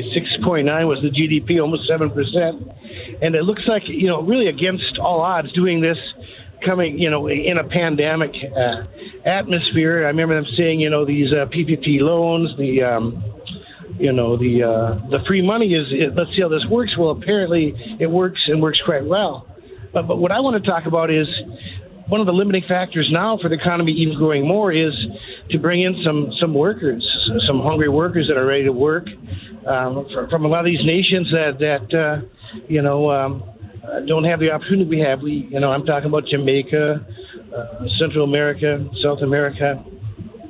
I work with a lot of people in the restaurant business, and they're just hungry for workers. And is anything in the works to ease up on immigration to help our economy grow that way? Well, Riley, first of all, I appreciate your pointing out the strong economic growth. The president doesn't get enough credit. The American Rescue Plan worked. We're almost at full employment. We're at full employment. Wages are going up because of that tight labor market. My view is that the first thing we ought to do is have these jobs pay more so that we can get more people back into the workforce in the United States. And then there's no doubt that immigrants strengthen us. They add to vitality. They're job creators, and we should be welcoming them in a rational immigration policy. In addition to focusing on how we increase the pay for these jobs, so we can attract more people who've quit the workforce. Robert in Fort Dodge, Iowa. You are on the air with Representative Khanna. Hey, Tom and Representative Khanna, how are you? Good. Representative Khanna, last night I heard one of the shows on MS about a remark James Carville made that we spent $100 million on Jamie Harrison's election to run against Lindsey Graham, and he lost by 10 points. Spent $90 million on McGrath, who was a very conservative Democrat, and she lost by about 30 points against McConnell. And I guess my question is, when is the DNC or the controllers of the Democratic Party going to start spending money in states like where I'm at in Iowa? You know, they used to come here a lot. You know, Minnesota. Hell, they don't even go to Minnesota anymore. You know, these are states. I think, even Nebraska. Some of these states, I think they can win there, but they have to have some kind of investment, and I just don't see it. And I don't really agree with James Carville on anything, but he made a pretty good statement last night. It was on one of the shows. Anyway, just wondering about your remark. Thank you. Well, I agree with you on Iowa. I mean, there's Route 61. I know this because I was in the state a fair amount with Bernie, and Route 61 is where you've seen a lot of the factories close, where you've had basically Obama to Trump voters, and we ought to go there. We ought to talk about how our message is going to bring jobs back, help working families, bring advanced manufacturing back, talk about like what Intel is doing in Ohio, where they're creating 3,000 jobs, and we're bringing these jobs and jobs that are going to help support working families. So it is, in my view, short-sighted to ignore states in the Midwest or some of these smaller states where you can pick up Senate seats as well. Paul in Spooner, Wisconsin. You're on the air with Representative Khanna. Good afternoon. Nice. Thank you for having me today. I'm one of the unlucky ones where I have Congressman Tiffany representing me, as well as Johnson, Ron Johnson. It's atrocious up here. But the question is, Tiffany signed on for this false certificates for the election. As an elected official, what is the recourse and what's going to happen with these people that forge documents and send it in trying to take away my vote? If they've done something illegal, obviously they can be impeached, they can be prosecuted, and they should be held accountable. But we need to make it clear through mobilization also that is absolutely unacceptable, unexcusable to take people's right to vote away, and that they will suffer an electoral consequence. And that only happens if we organize and if we inform people of how bad it is what they're doing. Congressman, we just have 45 seconds. What is your sense of where voting rights is going to go now legislatively? I think they will pass, hopefully, the Electoral Count Act, which is to say if Donald Trump gets 48% of the vote in Arizona, you can't have the state legislature still declare him the winner and have him get the slate. But I don't know what's going to happen with the other basic provisions of getting enough ballot boxes in communities of color, or making sure that people can register on the same day, that they aren't going to be thrown off the rolls, all the other important reforms. I think that is a uphill battle where we're trying, but whether we can get 60 votes for those is difficult. Yeah, they just did an analysis of the 2021 election, and they found that Georgia voters were 45 times more likely to have mail-in ballot applications rejected. That would have been 38,000 votes in a state that Trump lost by 11,000 votes. It's amazing. Representative Ro Khanna with us. We'll be right back. Stick around. You're listening to the Thom Hartmann Program. Call 202-808-9925. Back with your calls for Congressman Ro Khanna. It's a Progressive National Town Hall meeting. He's vice chair of the Congressional Progressive Caucus. Rep. Ro Khanna on Twitter.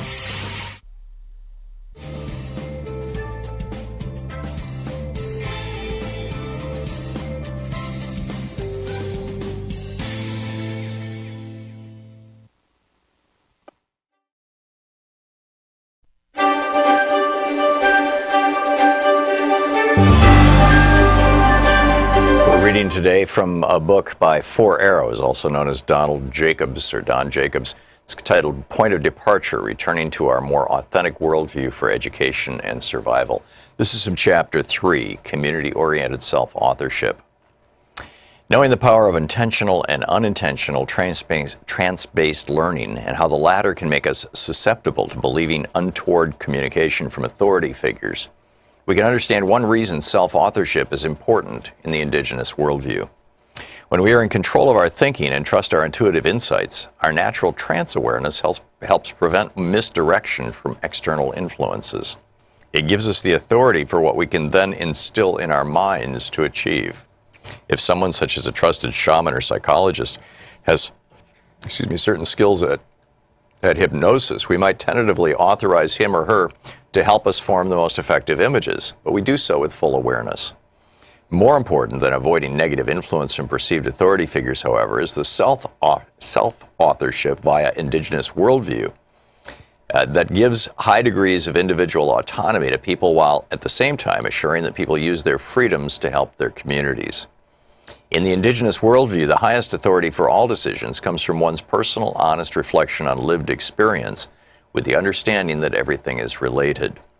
It is this understanding that makes a distinction between self-authorship, as it is generally perceived in the dominant worldview, and that of the indigenous one. Self-authorship is always ultimately in the service of the greater good in the latter. Self-authorship in indigenous ways of thinking comes from knowing that the highest experience for decisions comes from honest reflection on lived experience in light of realizing that everything is related in life, and this interconnectedness must be a part of all decisions. Michael Anthony Hart gets to these ideas about inner authority coming from such reflection. Through inward exploration, tapping into creative forces that run through all life, individuals come to subjectively experience a sense of wholeness. This exploration is an experience in context, where the context is the self in connection with happenings, and the findings from such experience is knowledge. Happenings may be facilitated through rituals or ceremonies that incorporate dreaming, visioning, meditation, and prayer. The findings from such experiences are encoded in community praxis as a way of synthesizing knowledge derived from introspection. Hence, indigenous peoples' cultures recognize and affirm the spiritual through practical applications of inner space. Such a holistic understanding of accessing, trusting, and exercising our inner authority is the source of the creativity and knowledge synthesis we need for addressing our global problems. While Ehrman refers to this inner authority with the Cree term mamatawisin, which is the capacity to tap the creative life forces of the inner space by the use of all the faculties that consume our being, it is to exercise inwardness. This understanding is missing from our dominant worldview, where objective-based outward exploration is sought for guidance rather than introspective knowledge development. Dependence on external authority is the rule in spite of the call to question authority that has always resonated on the fringes. Under the dominant worldview, obedience trumps community-oriented self-authorship. Decision-making is rarely a holistic process, nor does it utilize alternative states of awareness, deep reflection, and community praxis. The random quotations below, selected from an internet search, reveal that obedience to authority is common under the dominant worldview. Obedience to lawful authority is the foundation of manly characteristics by Robert E. Lee. All religions have based morality on obedience, Alexander Herzen. Obedience brings peace in decision-making, James Faust. Justice is the insurance that we have on our lives and property. Obedience is the premium we pay for it, William Penn. I was not born to be free. I was born to adore and obey, C.S. Lewis. Every game has rules. Life's a game that has its respective rules. Obey the rules, win the game, Israel Ahavor. A wolf cannot have more than one head, or it tears itself apart, Con Iggulden. From a social dissident on the fringe, Noam Chomsky wrote, any dictator would admire the uniformity and obedience of the U.S. media. From an indigenous-raised Lakota, Oyessa, the American Indian was an individualist in religion as in war. Reliance on external authority is not only the bedrock of choices in mainstream society and the main approach to moral development, but it also gives jurisprudence guides jurisprudence and conflict resolution. Authorized punishment or revenge is a primary goal for wrongdoing. Under Indigenous worldview, bringing offenders back into community via affected members of the community is the goal. This relational approach expands the circle of land and seeks input from the wide circle of relevant people. Spiritual resources are employed via prayer or song, and subjectivity is as important as objectivity. Hart emphasizes this relationship as emphasizing spirit and spirituality, and in turn a sense of communitism and respectful individualism. And then he goes on about the Indigenous worldview and how it relates to what we would call communism. Point of departure by 4 arrows.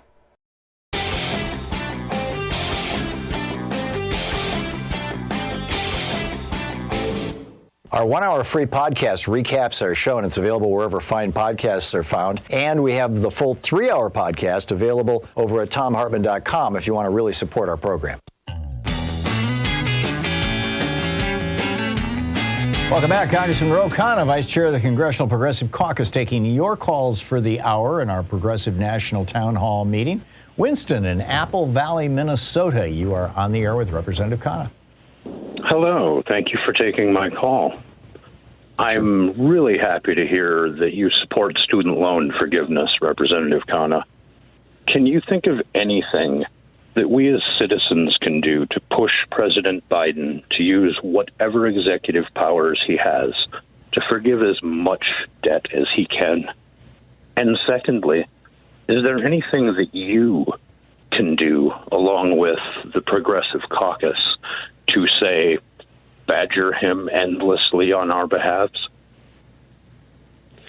Winston, I appreciate that. It is crazy that we have people emerge with $30,000, $40,000, up to $100,000 of debt just for getting an education.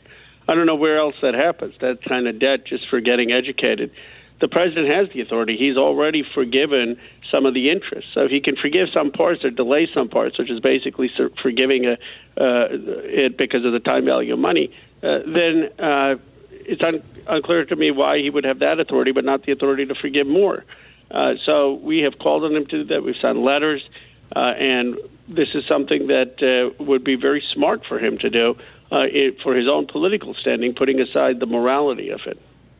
Lowell in Oregon's capital city, Salem. You're on the air with Congressman Khanna.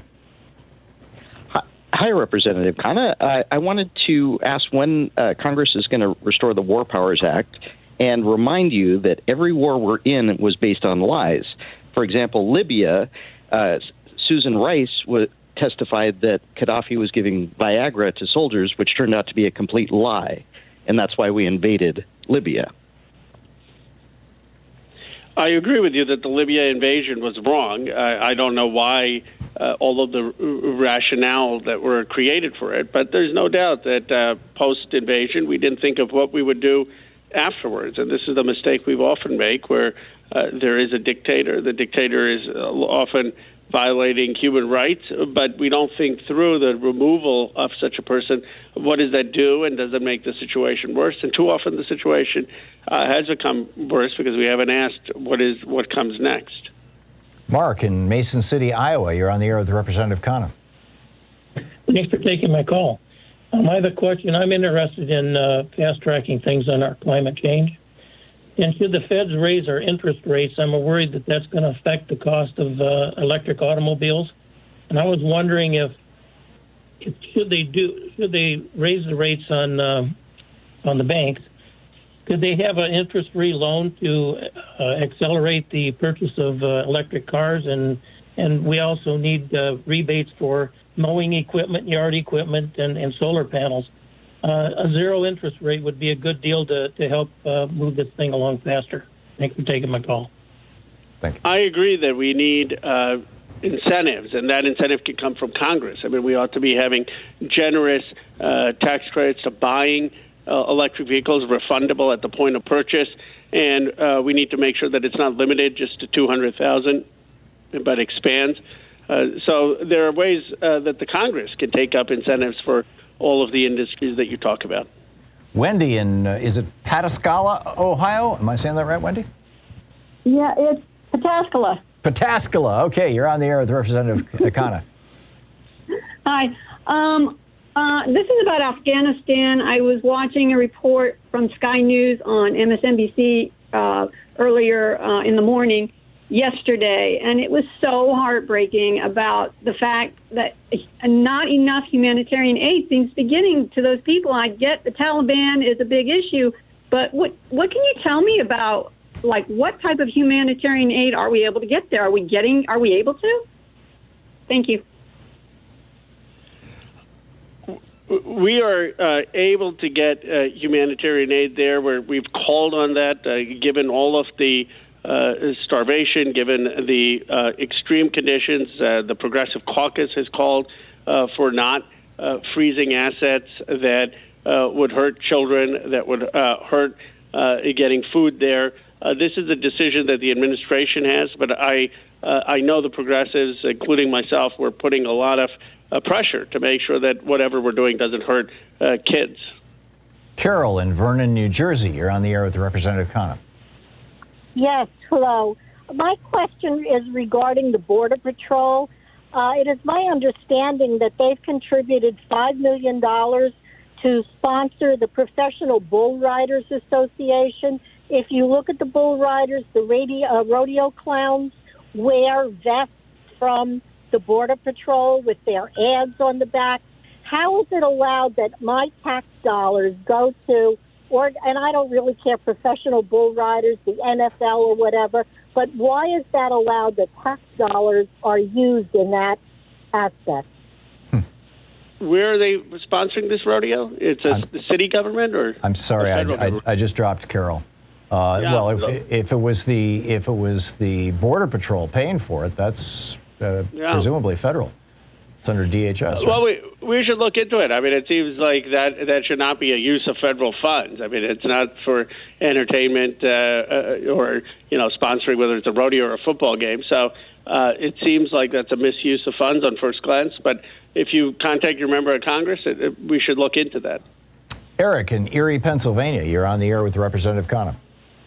Hey, good morning and afternoon, gentlemen. Rep. Rowe, I've got a question concerning the balance sheet of this medical cost of COVID hospitalizations. What could we do to move people off of the public dole payments for, $1 million hospital bills if they themselves have volunteered to be vulnerable? Could we maybe have the vaccination card be your opt-in for whatever Medicare, Medicaid, disability, and so forth, as well as public workers? If they refuse to vaccinate, shouldn't we, the taxpayers, be able to refuse to pay for their medical costs and death benefits to their spouses and children if they choose to recklessly go into a hazardous environment and they end up sick or dead?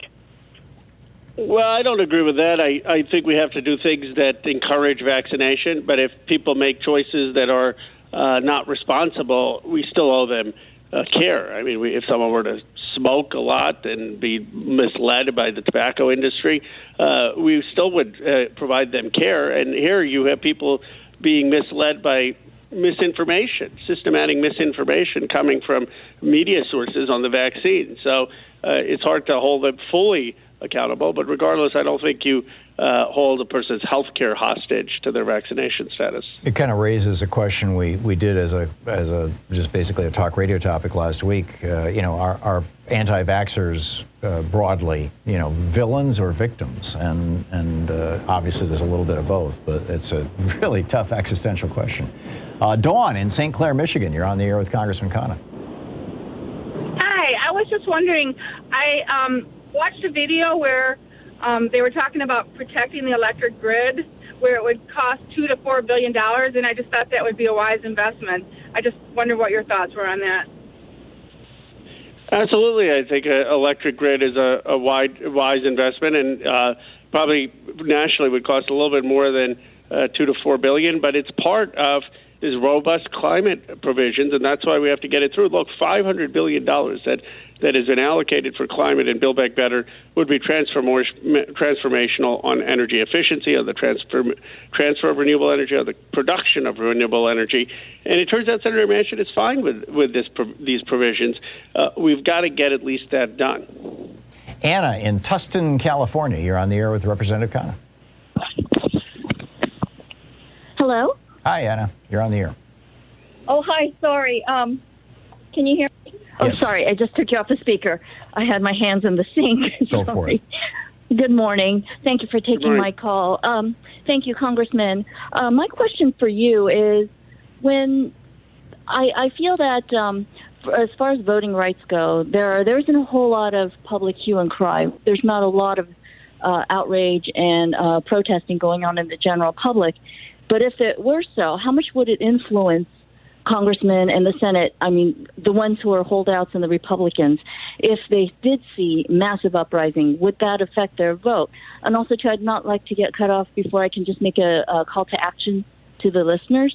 My point is that mostly the framing of voting rights as Jim Crow 2.0, while that is true, and the voting suppression laws are disproportionately affecting minority voters, and for their outcome to grab power, it affects all of us, and it's an existential question for democracy.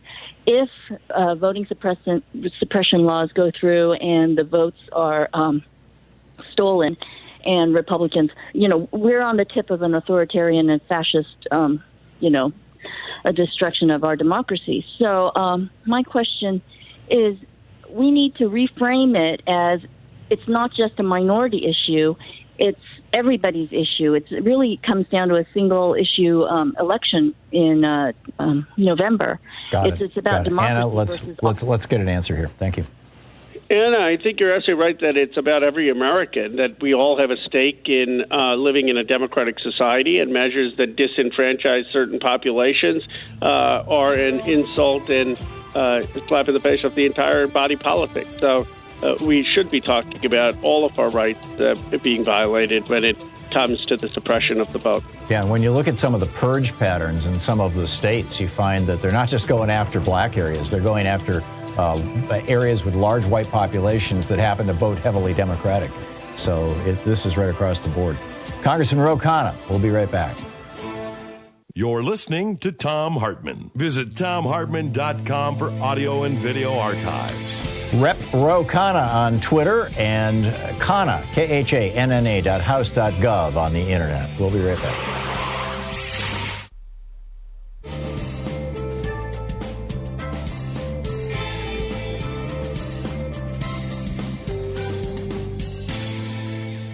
And welcome back. Jeff in Portland, Oregon. You're on the air with Representative Khanna. Hey, happy Friday, Tom and Representative Khanna. Thanks, as always, for the town hall. Regarding Build Back Better, Congressman, I haven't heard anybody in the corporate media saying that progressives were right about not giving up leverage and the importance of keeping BBB coupled with the bipartisan infrastructure bill. Having said that, if there was indeed a package that Manchin previously agreed to, I don't know why we wouldn't put that up for a vote and start from there. But my question, Congressman Khanna, a new war is the last thing America or the world needs. We need to focus on ending the pandemic and maintaining and mitigating the climate crisis. So, Congressman, are you for or against this military aid package to the Ukraine? And isn't the best way for America to promote democracy? And Tom had a great Hartmann report about democracy versus the struggle between that and authoritarianism worldwide. Isn't the best way to promote democracy worldwide for us to be seen as champions of diplomacy and humanitarian aid, including vaccine distribution worldwide? Thank you, Congressman. Well, I agree with a lot of action to cut the budgets of Medicare and Social Security so that the administrative wings of those programs are almost impossible to provide service for regular people like me anymore. Why can't Biden use executive action, or why doesn't he use executive action to restore those budgets and to increase the staffing of those administrative offices so we can get service from those programs?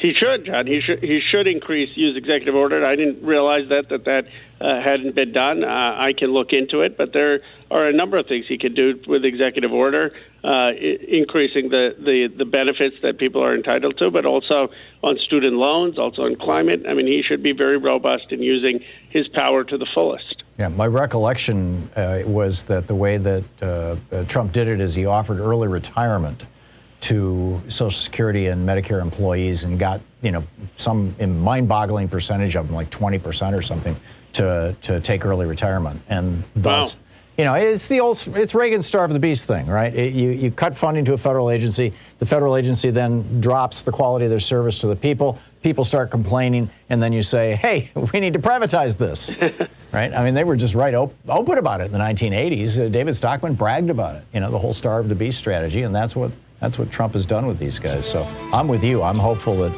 Biden will do something to restore it. I don't know what he can do, outside of Congress, but I'm with you. Congressman Ro Khanna. Yeah, well, I mean, it's very, very sad that this privatization of the public purpose and the degradation of the public purpose is part of the reason we're in this mess, because of the lack of respect for the government and for any common good. Amen. Amen. We'll be right back.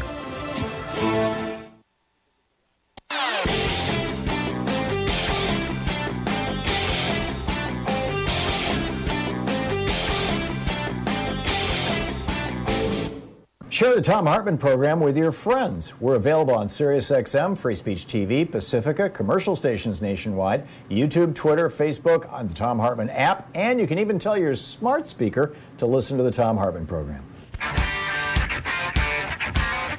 Welcome back. 50 minutes past the hour. Norbert in El Paso, Texas. You are on the air with Representative Ro Khanna.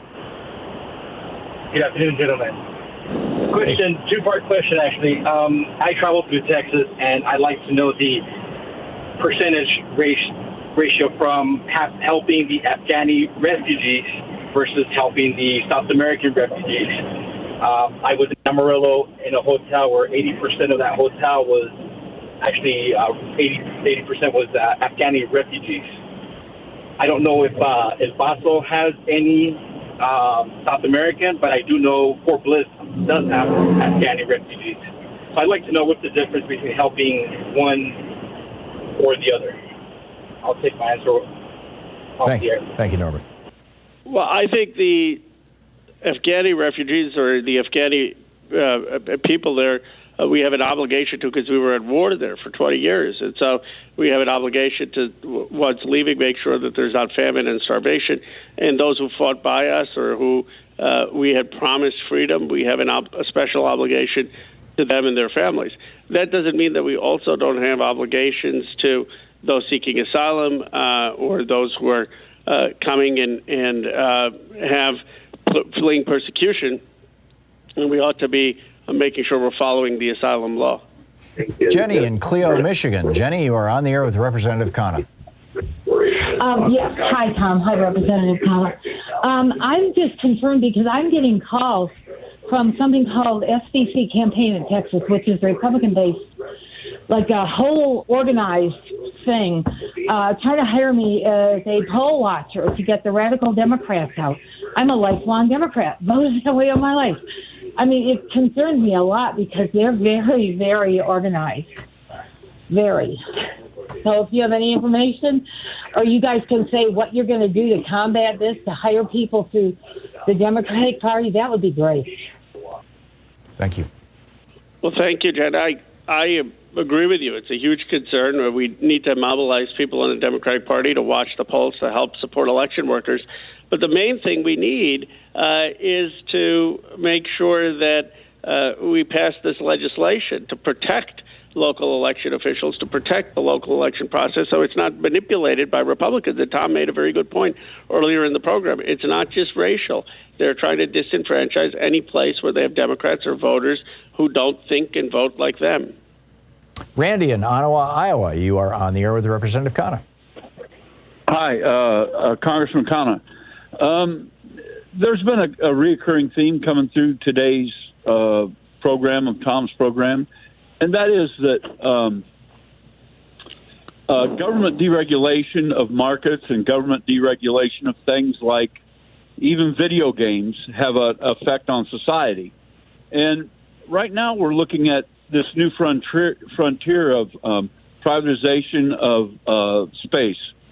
And I see that there has been talk about shooting a private company shooting at asteroids, and now there's this SpaceX has a piece of space junk that's going to crash into the moon.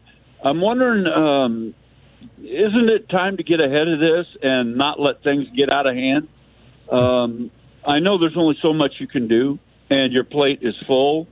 And I'm just looking to the future of everyone in this whole world as if we're not in enough trouble already. So thank you, and have a great day. Thank you, Ray. Well, thank you for raising all of those issues. I mean, I'm completely opposed to the privatization of space. I think these are places that need to be regulated. We need to be regulating the advanced technologies, and if we don't, then our values, our liberties, our autonomy will be threatened. So I agree with your approach that the regulation has to be side by side with the technology development. Anna in Tustin, California. You're on the air with Representative Khanna.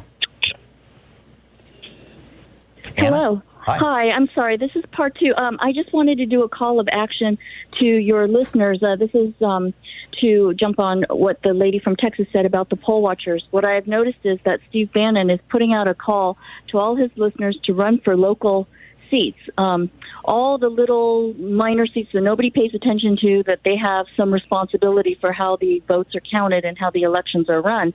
And Republicans are running for those seats unopposed. Some of those people were in the Capitol building, smashing windows and rifling through offices and beating up cops.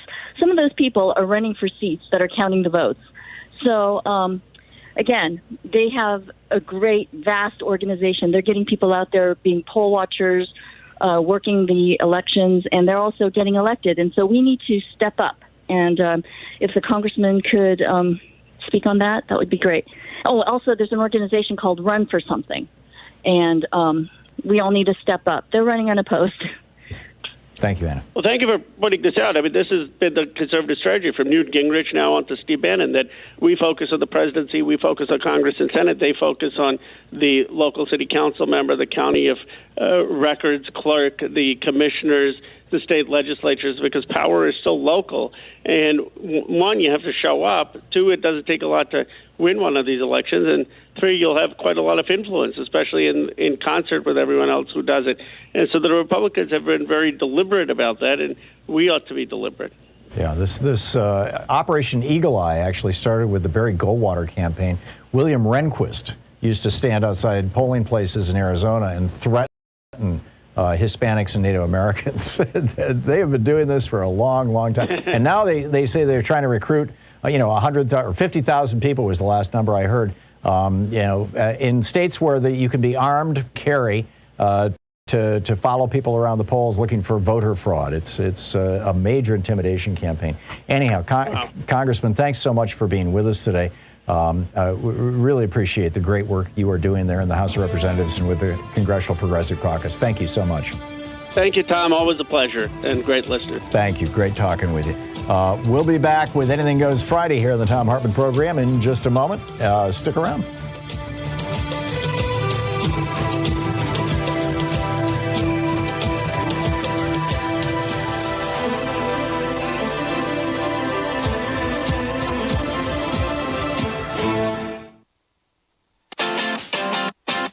You're listening to Thom Hartmann.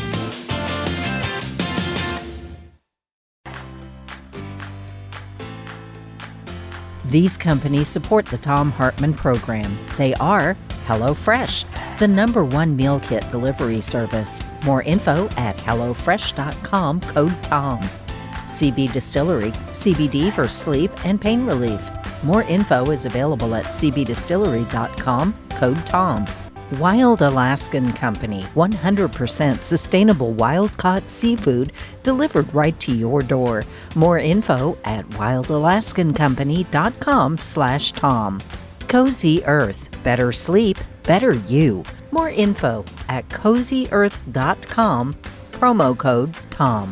Dinovite, a whole food supplement for your pet's immune system. More info at dinovite.com. and ExpressVPN, the VPN that just works. More information at expressvpn.com/Tom.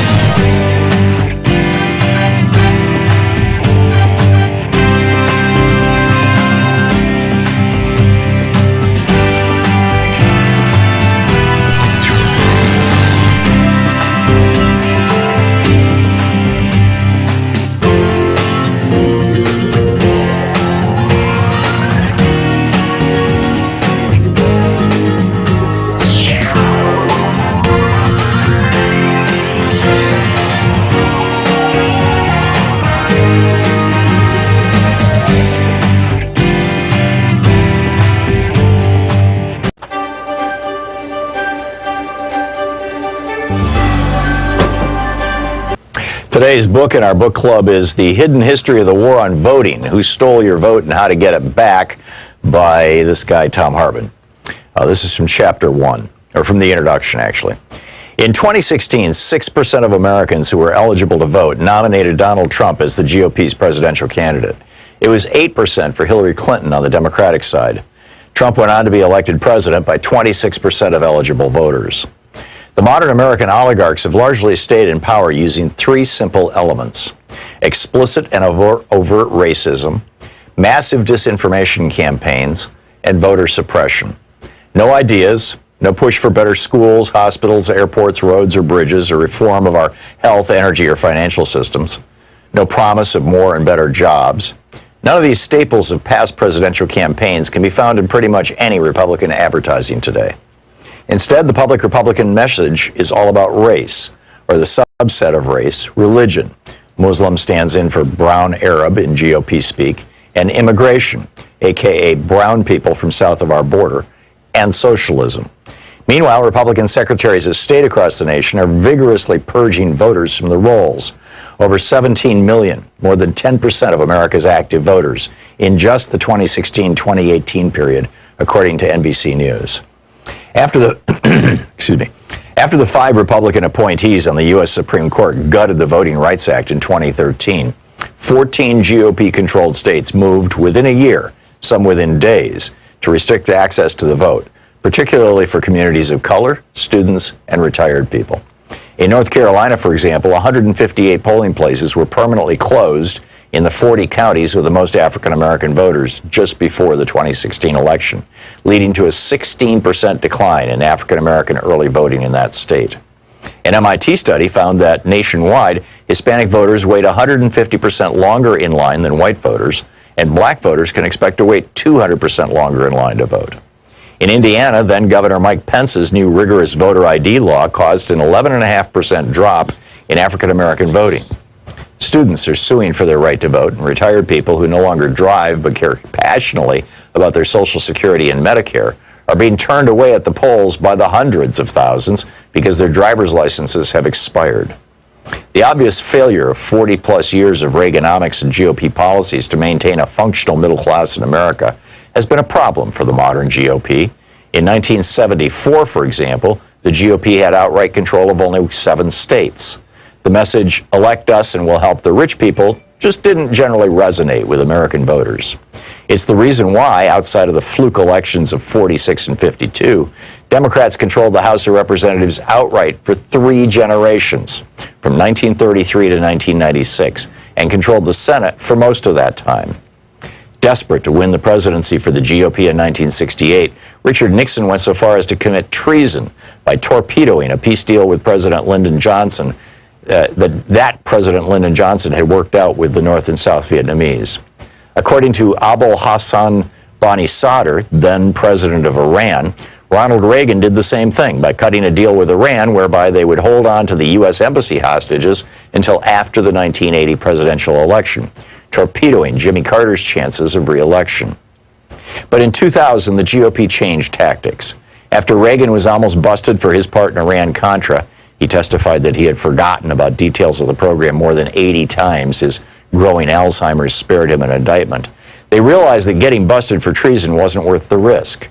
They needed a plan B, and it was deliciously simple. If most voters don't like what you're selling, then just don't let them vote. Paul Weyrich promoted this idea back in 1980 when he was campaigning for Reagan after co-founding the Heritage Foundation. And indeed, many Republican luminaries, such as William Rehnquist, who went from serving the GOP by standing in polling places and intimidating Hispanic and Native American voters in the 1960s, to becoming Chief Justice of the Supreme Court, rose up through the ranks by participating in Republican-run voter intimidation schemes. Voter suppression became the foundational go-to tactic for the GOP in 2000. Although the GOP attacked Democratic presidential nominee Al Gore with smear and innuendo, ridiculing him for helping write the legislation that created the modern internet, for example, the main thing that got George W. Bush into the White House was voter suppression.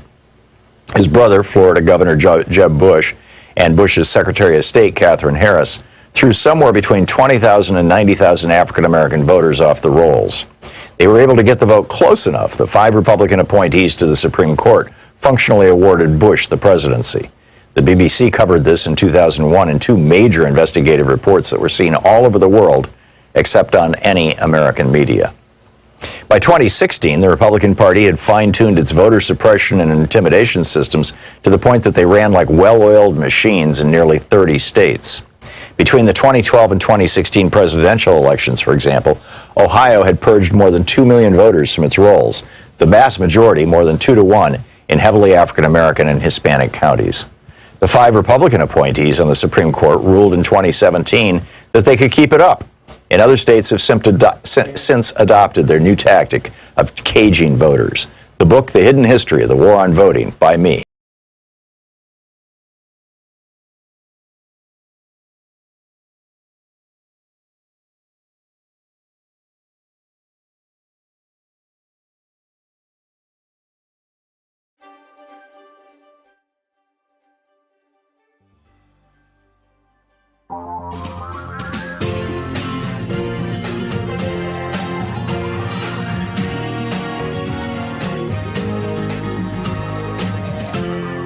This is the Thom Hartmann Program. Welcome back to the third hour of our program. It's Anything Goes Friday. The TrumpDeathToll.org number today is 878,424 dead Americans. Grim news. Down in Florida, Darrell Campbell was elected to the Florida House on January 11th. The Florida legislature is in session right now, has been since then.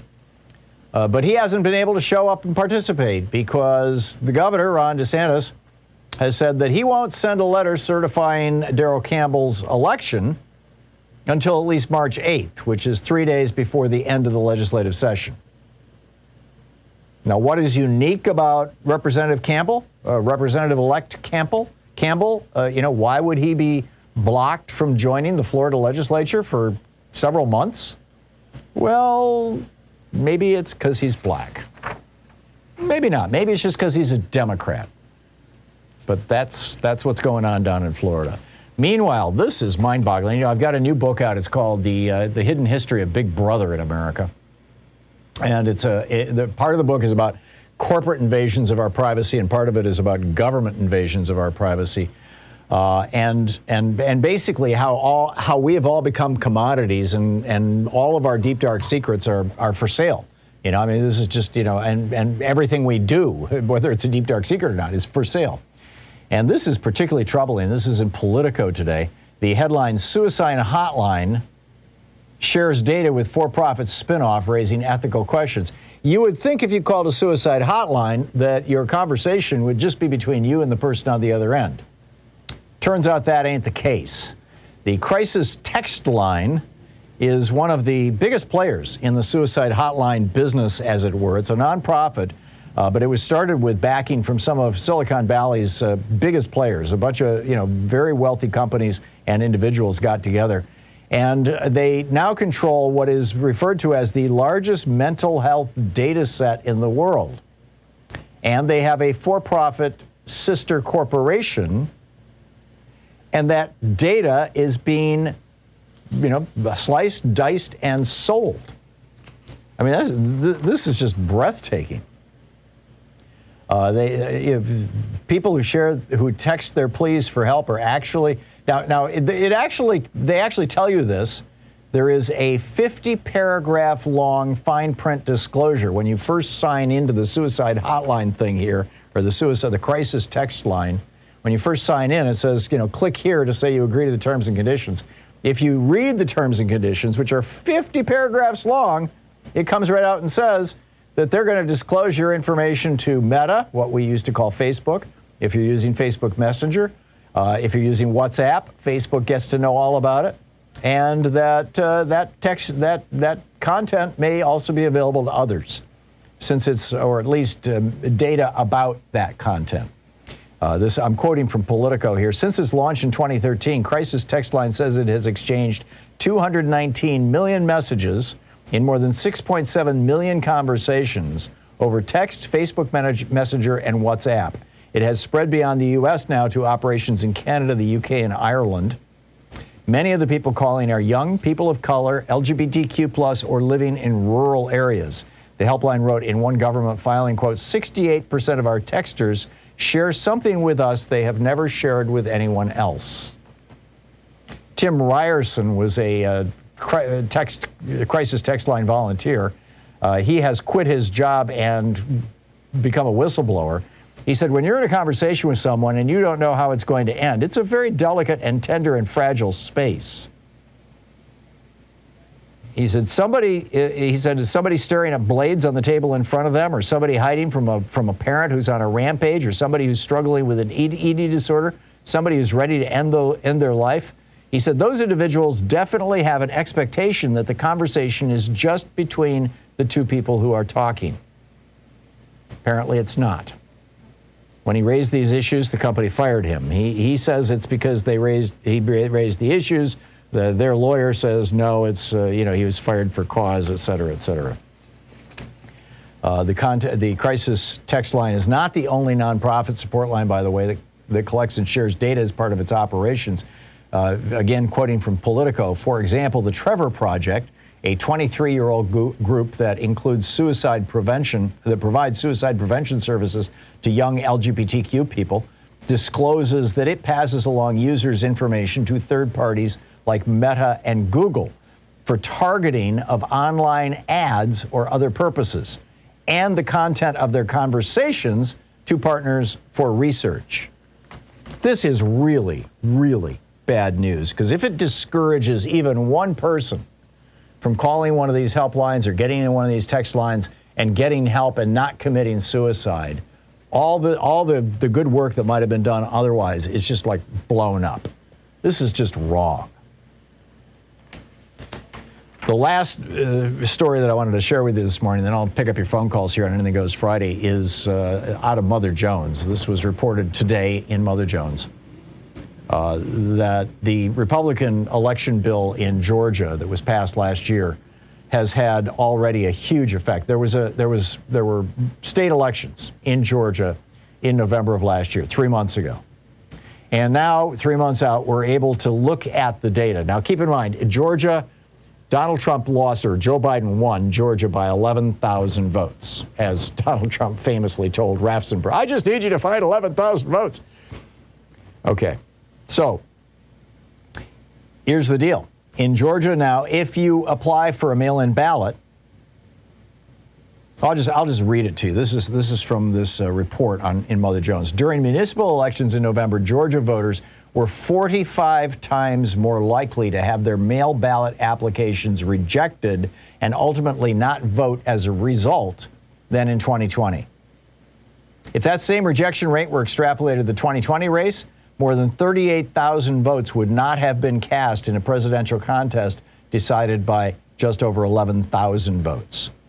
In November 2021, this is the elections that they had in Georgia just a few months ago. In November 2021, Georgians who successfully obtained mail ballots were twice as likely to have those ballots rejected once they were submitted compared to the previous year. If that were the case in 2020, about 31,000 fewer votes would have been cast in the presidential election. In other words, just under this rule, An election that Donald Trump lost by 11,000 votes, he would have won by over 50,000 because 60,000 Georgians would not have been allowed to vote. They saw similar results in Texas, in Travis County, home of the state capital, Austin. Roughly half, now this is, again, post-voter suppression law, roughly half of the 700 mail-in ballot applications for the March primaries were rejected as a result of Senate Bill 1, the new Republican-backed election law that made several Democratic lawmakers try to block by fleeing the state last year. You know, this new voter suppression bill in Texas. So this is what's going on. This is what's happening we know now, we've had 2 elections, one in Georgia, one in Texas, since they passed these voter suppression laws. And guess what? It's hurting Democratic voters badly. We need to change the laws so that they can no longer suppress our votes. Back with your calls on Anything Goes Friday on the other side of this. It's 14 minutes past the hour. This is the Thom Hartmann Program. It's the place where despair is not an option, but we're getting pretty seriously pissed off here. Stick around.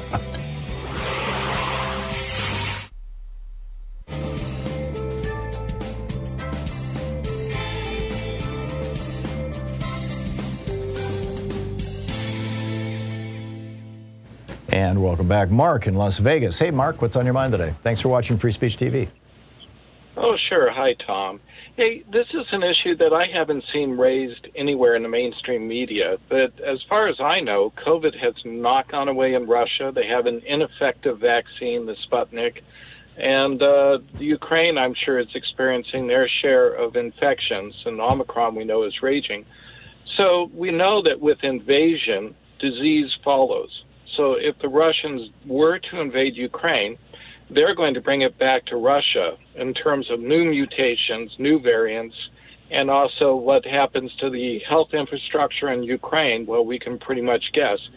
So the Russians invading would be stupid for other reasons that apparently the mainstream media just forgets to mention. Mark, if this were smallpox, or another disease that is contagious but not anywhere near as contagious as Omicron, I mean, Omicron is more contagious than measles. If this were smallpox, which tends to isolate itself geographically because it's fairly hard to catch, I would absolutely agree with you. But that horse has already left the barn. Omicron has already. I guarantee you, the Russian army in that territory has already had their Omicron. It's already swept through, and they probably have herd immunity now, and they probably just lost a small percentage of their soldiers to the illness, and it's already swept through Ukraine. I mean, I'm guessing they're on the backside of it by now. Well, we don't know this, and the point is that it's not just Omicron; it's what the potential is for mutations. Yeah. And if people aren't enacting proper health measures, or they can't because their infrastructure has been destroyed, what new waves might propagate? Yeah, those are all really, really important points, and we need to be focusing on them more. Mark, thank you very much. Grant in Everett, Washington. Hey, Grant, what's up? Good day, Tom. My belief is that the environment and our land use and natural resources should be forefront in the news today. And yet the war in Ukraine is, and I don't see anything going on about how the war in Ukraine is going to benefit our environment, and I'd like you to speak on that. Yeah, it's not. I mean, war is always environmentally destructive. Even preparation for war is always environmentally destructive. But, we have, on the one hand, you've got President Putin, who has got some political problems, some having to do with the pandemic, others having to do with the way he treated Alexei Navalny and opposition folks, the Pussy Riot and whatnot in Russia. A war is always a good thing to boost your popularity. Just ask George W. Bush. He went from being in the total crapper to being, incredibly popular with his little wars in Afghanistan and Iraq. Got him reelected in 2004. I think that Putin is probably playing the same game there. And then you've got the media, which loves wars. Our media just absolutely love wars. Go ahead. The environmental impact that happened to those countries, Iraq, Afghanistan, can clearly be seen. Oh, it was devastating. Everyone else going into wars just as such. Yeah, and both of those countries now are just wastelands covered with polluted, depleted uranium. And they're having, both those countries are having explosions in birth defects as a consequence, and cancers as a consequence of that. Not to mention our own GIs who came home with that. And frankly, I think that's what happened to Joe Biden's son, Beau. Graham, thanks for the call. You make a really important point. We'll be right back.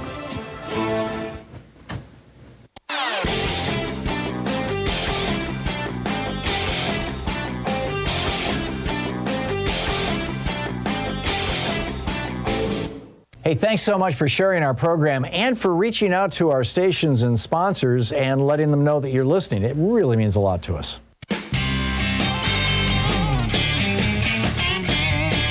And we'll welcome back Thom Hartmann here with you. Thomas in Columbus, Ohio. Hey, Thomas, what's on your mind today? Good morning, sir. How are you today? I am well. What's up? Well, I think at this point I hope to get Congressman Monroe to send questions, but I'm wondering what the answer is from the Democratic Party in light of the fact that the Voting Rights Act was history, so is democracy. So what are they going to do about it? I don't know. And this is, there's some speculation out there. The Senate is not in session this week. I think they're coming back next. I just don't know, Thomas. My hope is that they break out some of the more important and desirable pieces of this legislation and push them through separately. But these are dark days, and you can thank the entire Republican Party and 2 Democratic senators for that. But right now we're all kind of reduced to the level of spectator in this. Thomas, thank you for the call. Donna in Decatur, Georgia. Hey, Donna, what's on your mind today? Hi, Tom. How are you doing? I'm well. Hope you are too. Good. Yes. One of the things I can answer the question, what are we doing in isolation? And one of the things that I've done is read the book Caste by Isabel Wilkerson. And she does an excellent job of laying out the fact that America, more than a democracy, is a race-based caste system. And, it seems like no matter what African-American people do, we're always going to be at the bottom of the caste. People have gone to fight. They've come back in uniform. They've been lynched in uniform. I mean, it doesn't matter how much education or what you do. We're always at the bottom of that caste. And I'm listening now to the commentary on so many, stations and shows about how black women particularly voted in droves for the Democrats and, in essence, saved the democracy from becoming an authoritarian. Yeah, I'll say it for you. Thank you. Yeah, regime. And, and so my question is this: why should we, especially black women, go out and vote and march and go through everything that we went through when, in the end, we're going to still be at the bottom of that caste system? I mean, look at how Kamala Harris and the prospective nominee for the Supreme Court and the one that Biden nominated for the Federal Reserve. Look how those black women are just denigrated and dehumanized. And, maybe we should just stay home. Maybe we should just let this system do what it's going to do. If our white brothers and sisters don't care enough to get out there and march, and do what they need to do to save the democracy, why should we, if we're still going to end up at the bottom of the caste system? And I know that's a rhetorical question. Maybe it doesn't have an answer, but that's been on my heart. And I really think that a lot of black people are pondering, why should we save this democracy? It's really never been a democracy for us. Yeah, I get what you're saying, Donna, and a couple of thoughts come to mind. Number one, there were, if you recall the Black Lives Matter protests, following the murder of George Floyd, there were a lot of white people in a lot of those protests. I think this is a multiracial movement now, and solidly one. Of course, there were white people involved back in the 60s in civil rights too, but not in the proportions that we're seeing now. So number one, I think that it is multiracial. But number two, let's just game that out.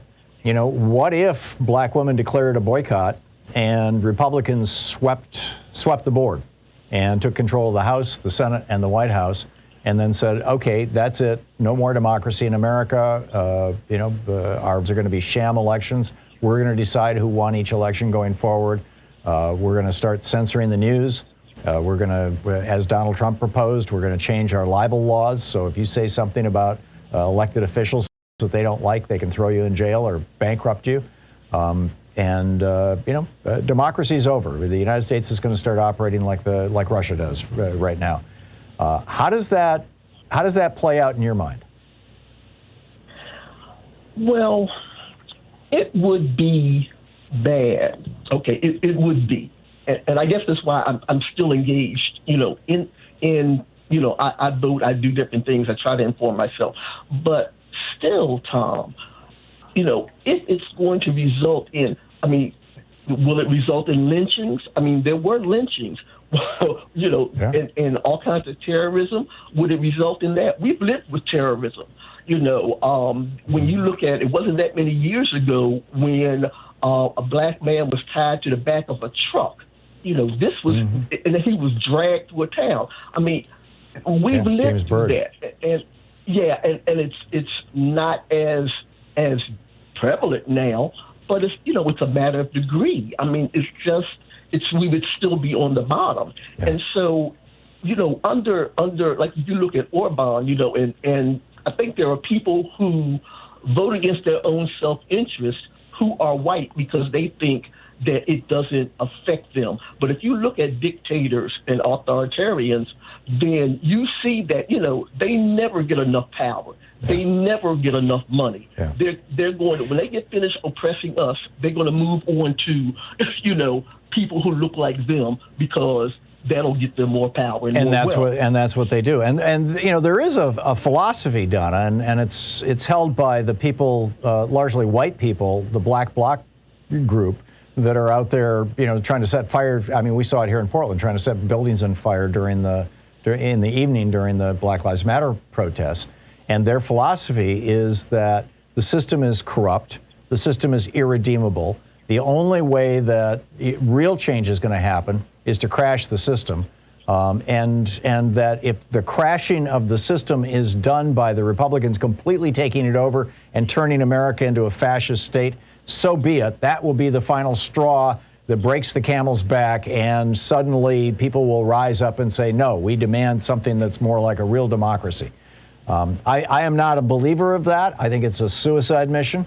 But that opinion is out there, and it seems like it kind of correlates with the story that I'm sure is being promoted, actually, probably by the Republican Party, that black people have been betrayed and shouldn't show up to vote.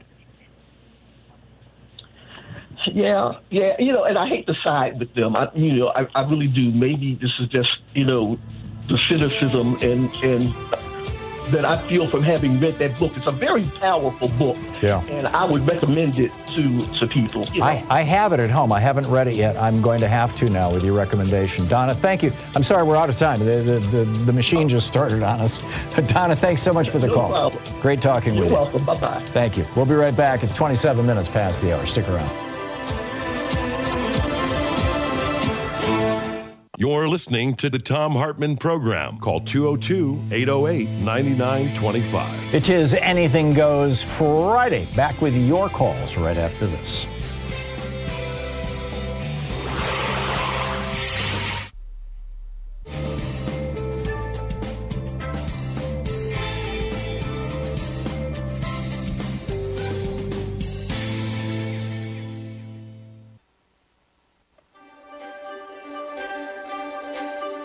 Our book today, the Thom Hartmann Book Club, is by John Pavlovitz. It's titled, If God is Love, Don't Be a Jerk, Finding a Faith That Makes Us Better Humans.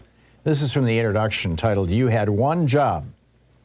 If you want a good laugh, Google the phrase, you had one job. The results are hilariously tragic parade of seemingly impossible fails, unfathomably poor planning, and face-palming, inducing human error. A piece of melted cheese on top of a fast food burger bun. The word stop misspelled on a street crossing. A keep to the right sign with its arrow facing left. A toilet lid inexplicably installed below the seat itself. It's strange stuff. Seeing these stupefying train wrecks and task execution tends to elicit two responses, usually making you feel a little bit better about yourself while simultaneously wanting to track down the culprits in an effort to understand how they managed to neglect the primary duty assigned to them. We begin to speculate. Were they temporarily distracted? Did they not properly comprehend the instructions? Did they feel as though someone above them in the chain of command dropped the ball? Were they just plain lazy?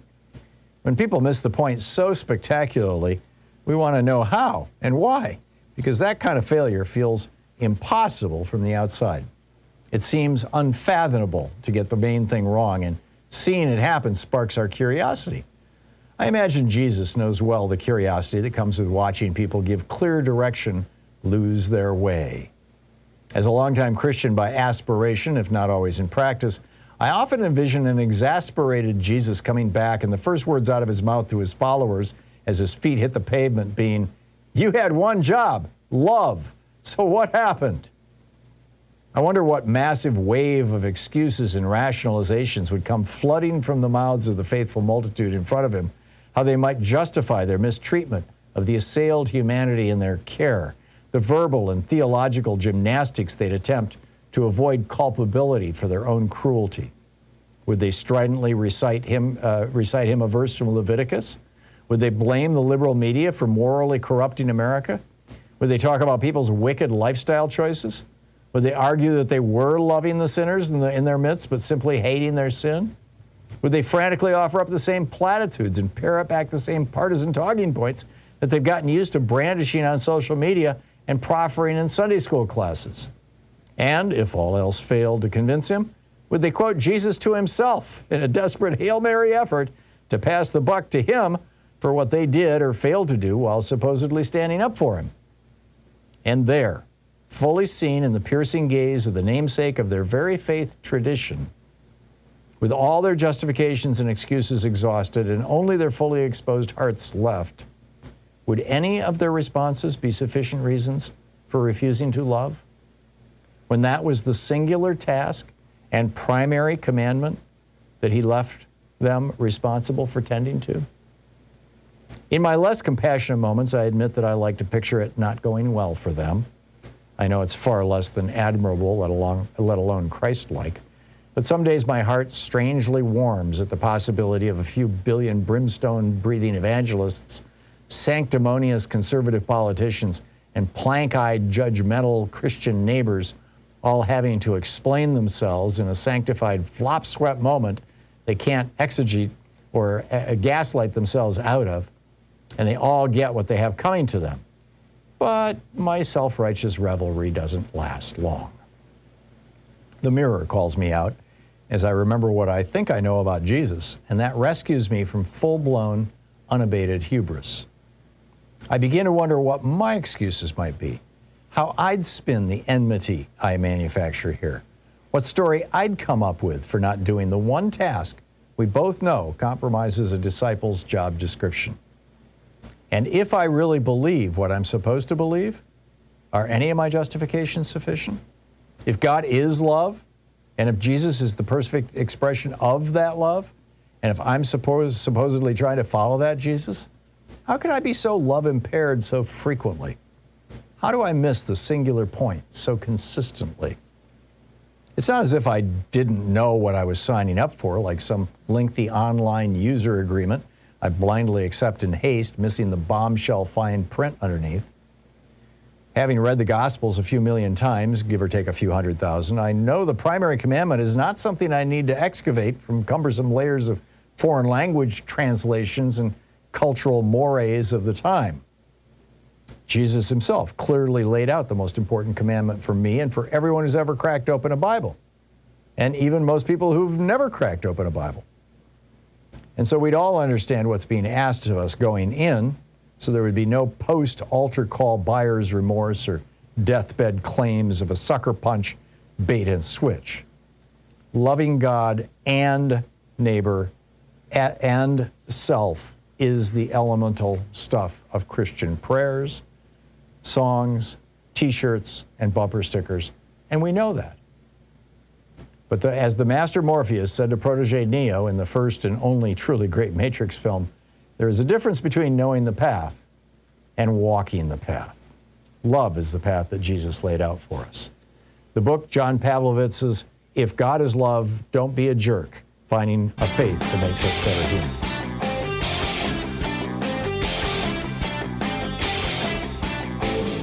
Change starts with you. You can be calling your Democratic or Republican representatives to let them know what you think by calling 202-224-3121. It's the Capitol switchboard. It'll get you right through to them. So there is this absolutely extraordinary clip. It's actually a montage. It's 9 minutes long of speeches that Senator Sanders gave starting in 1985 during the Reagan presidency, calling out Reagan, calling out Republicans, talking about what America could be, fighting for the average working person.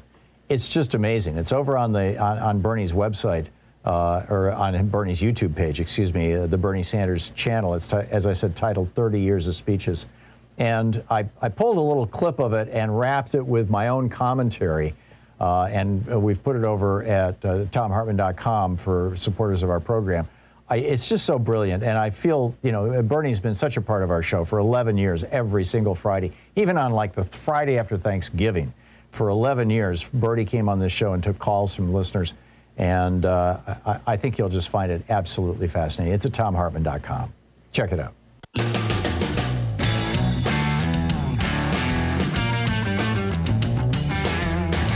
And welcome back. Picking up your phone calls here. Annie in Sugar Grove, North Carolina. Hey, Annie, what's on your mind today?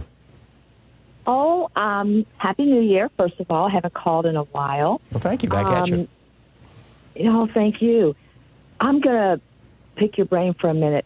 About a month and a half ago, you were talking about, the religious right, the extreme religious right, and how much these aren't your words, I'm, paraphrasing, how much they adore, the former guy. Do you remember him signing Bibles at one of his Klan rallies? I like to call them Klan rallies. Yeah, Trump. Yeah, I do recall Trump signing Bibles. He was signing them on the outside, too. He was signing the outer covers. Well, yeah, or the first page, right inside the cover, too, I think. Because I think C-SPAN had it. But do you remember, was he campaigning or was he actually, officially 45 at that time? I'm telling you, I'm in Western North Carolina, and some of these people are outright, they're crazy. Yeah. They're just insane. Yeah. Yeah, I'm with you. I don't recall, Annie, exactly when that happened. I just remember when Trump was signing Bibles. And I don't recall if it was just, one person said, would you please sign my Bible? And the press got all, weird about it, or if he had brought some. Or I don't recall, frankly. No, there was more of a group of people, as I recall, standing in line, and he was just, as usual. But the bottom line is that they have absolutely weaponized Christianity as a political force. You see where Jerry Falwell Jr. now is coming out and saying, he's tired of hiding who he is, that he's actually not religious. Because his name was Falwell, he was expected to inherit this empire, and he tried saying all the bigoted, hateful things that you're supposed to say if you're a white Christian, and he just now feels really badly. This is talk about. I don't know if this is going to turn into a redemption story or what, but it blew my mind. I did see. I didn't get to read the article, but I did see the headline about that, and I thought, oh my goodness. So yeah. Yeah, his wife said it was all a scam.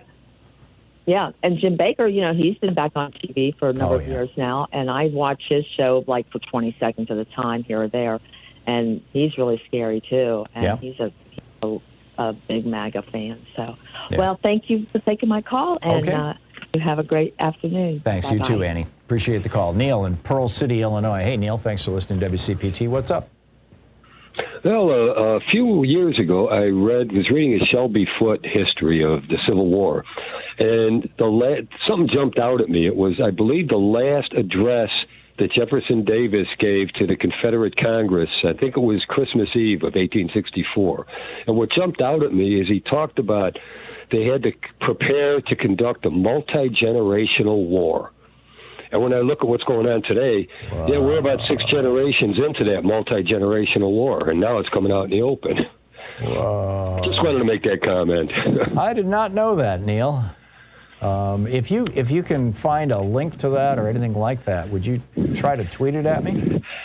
I'm not that high tech. I have a hard copy of the 3-volume Shelby Foote History of the Civil War, which is very biased, by the way, but he does give, when he's talking about battles, he really does give historically accurate analysis. Right. But it's in that, and I don't know, I've been trying to find it in there now, and I can't find it. I know it's in book 3, somewhere near the end, but I can't find it. But it is, I believe it was the last speech he gave, the Christmas address to the Confederate Congress. Interesting. I'll try to remember this weekend to go looking for it. Neil, thank you. Thank you very much for the call. I keep appreciate up the good work, please. I'll do my very best. Thank you. Patrick in Seaside, California. Hey, Patrick, what's on your mind today?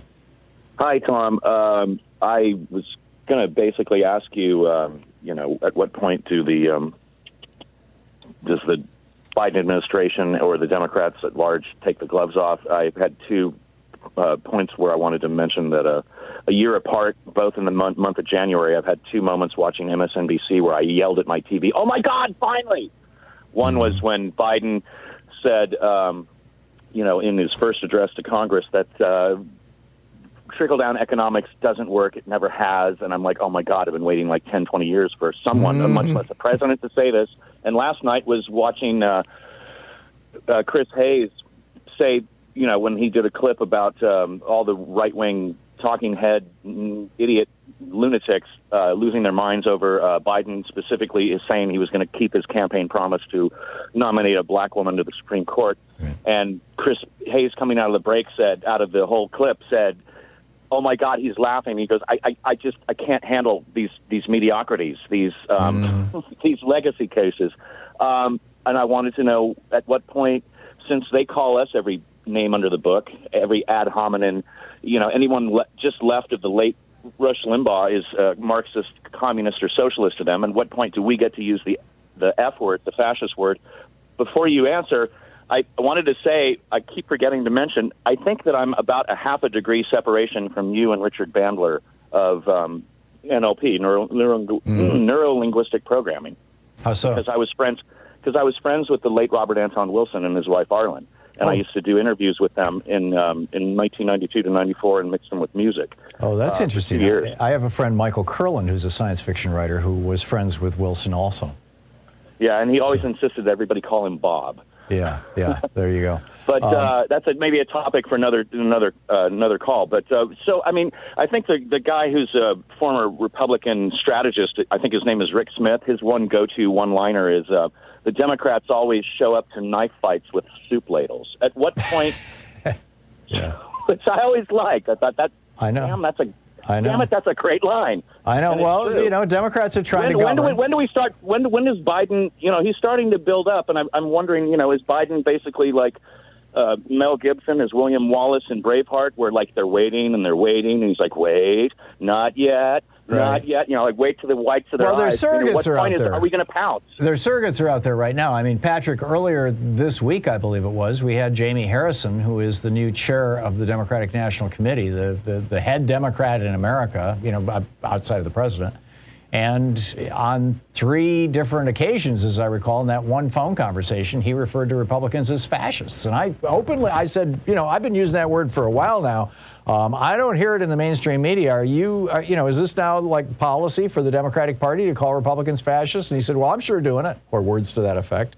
I mean, the clip is up on YouTube. You can see it. There's a woman who, I can't remember her name, yesterday. It was on a replay break on Stephanie Miller's show, where she said she talked to Jamie Harrison and she just tried to emphasize to him, come on, guys, you got to get more aggressive. Yeah. Like Michael Moore said years ago, where are Dick Cheneys? Where are a-holes? Where are our bastards? Our SOBs? Why don't we have guys who are just going to punch back? The closest we ever got to that was Bernie, and he was none of the above in terms of, the qualities you're describing, but he was the outspoken outlier, right?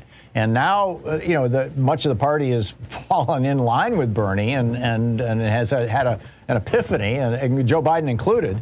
And AOC was brilliant last night. Yeah, AOC. Well, I guess AOC is as close as you can get to a Jim Jordan on our side, but although she does it with style and grace and elegance, and he's just a facts buffoon. and reality. Yeah, there you go. Facts and reality. Bless you, sanity. Patrick. Thank you. And Thank you. truthfulness. Right, Patrick, I got to move along, but thank you for the call. It was great. Robert in Forest Grove, Oregon. Hey, Robert, what's on your mind today? Hi, Tom. Hey, Robert. Yeah.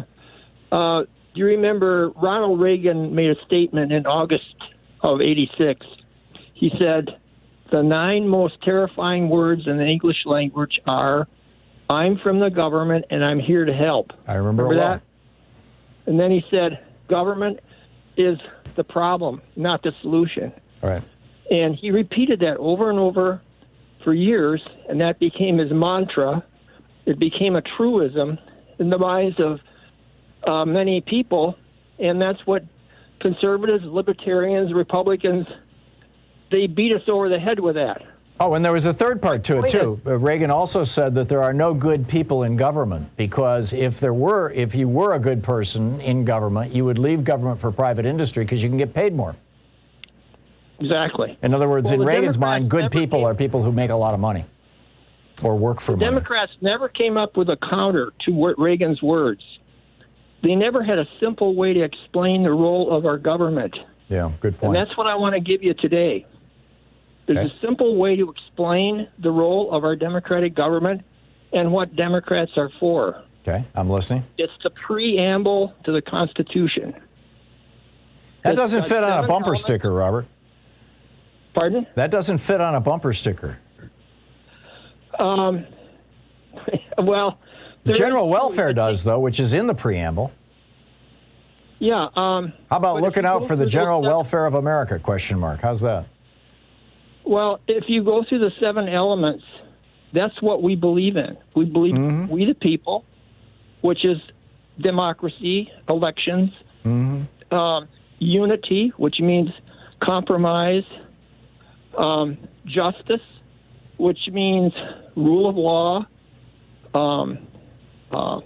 civil and criminal courts, trial by jury, alien rights, domestic tranquility, which means you're safe in your homes, your synagogues, the streets, common defense, which means we're all involved in the defense, not just the poor.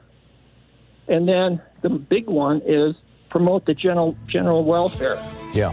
I'm with you, and when I think it was Gouverneur Morris who wrote the preamble to the Constitution, and it's a brilliant summary. And he was, as I recall, from New York State. I think it's a brilliant summary of the Constitution. I do agree with you, Robert, that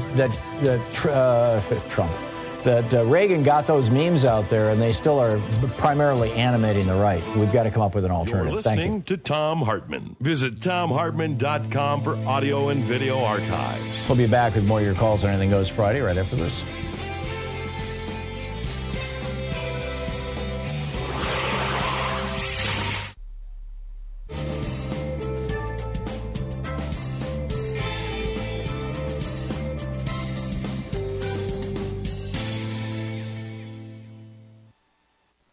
And welcome back. Let's see here. Roosevelt in Natchitoches, Louisiana. I'm sure I'm not saying that right. Natchitoches. Natchitoches. Okay, what's up, Roosevelt? Yeah, Okay, yeah, I'm on this, the paper. It's got that CRT. It's a battle brewing in the state of Louisiana. There shouldn't be no battle over CRT because they're not taught in the school. This lady want to ban CRT in the Louisiana schools, something that's not even taught. Well, what they're really trying to ban is black history. What they're really trying to ban is black history. That's the thing. They're not, because they can't tell you what CRT is. So what they're doing, they're saying they don't want the student to learn about history because they'll feel bad. Yeah. I say if a student taking math or science or whatever, and he's making D's and E's in science, or D's and F in science, I guess he feel bad too. Yeah, there you go. There you go. Yeah. No, it's what obscene. We should not teach science. Yeah, no, I think the bottom line here, Roosevelt, and I get your point. Although I doubt that math or science would make someone feel bad outside of not being able to understand it. But this is not about critical race theory. This is about Black history and Native American history. These white Republicans don't want white people, and frankly, they don't want Black people and Native people and Hispanic people and Asian people. They don't want them knowing the history of the United States. And the United States. And this woman, she talking about it'll make people feel bad if they knowing about the negative things of the country. Well, there's a lot of negative things about America. Yeah, there truly are. Roosevelt, thank you very much for the call. Tony in Green Bay, Wisconsin. Hey, Tony, what's up? Hey, thank you for taking my call here. Sure. Quick question. I've been kind of thinking about this, and I know it's kind of pie in the sky, but back in the 80s, you obviously remember like how they tied federal funds for roads for lowering the drinking age. Is that, or I'm sorry, for raising the drinking age from 18 to 21? Right. Is there an avenue in terms of with the voting restrictions that are going on, if there's an avenue to use that logic, federal funds, because we we do drive on federal roads to get to our polling station. Right. Is there a way of tying that all together? Don't think so, Tony. I mean, Jimmy Carter did the same thing too with the energy crisis. Raised the speed limits from 55 to 65 nationwide in an effort to get people to, lowered the speed limits from 65 down to 55 in order to get people to drive in a way that consumed less gasoline. And because 55 is kind of the optimal speed for a car where you're most efficient. And he was able to use that interstate commerce clause in the Constitution to do that. I don't recall if it was done legislatively or by executive action. But I don't believe that they could threaten to cut off federal highway funds to states that engage in voter suppression. That's something that really needs to be handled by the courts and by the voters, frankly. But Tony, keep thinking. It's a great start of an idea. I mean, keep on thinking. I appreciate the call. It's 10 minutes before the hour. We'll be right back with more of your calls here on Anything Goes Friday. Back in about 60 seconds after I read a commercial here on the other side of this break. Stick around.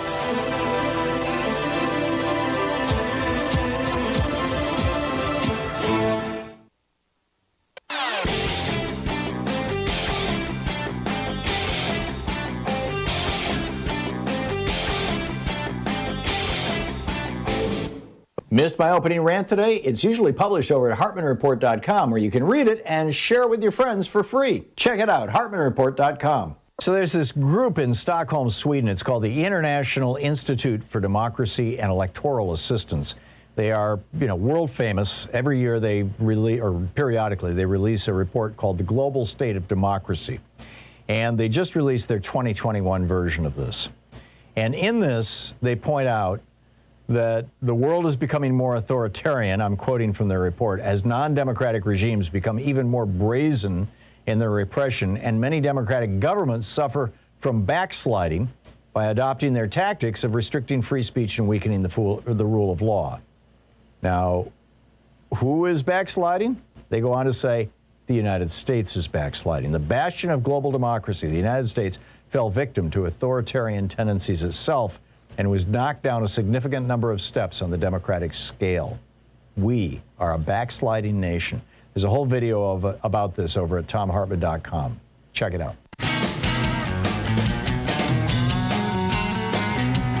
And welcome back. Dylan in Albuquerque, New Mexico. Hey, Dylan, what's on your mind today? Hey, Tom. Thanks for all you do.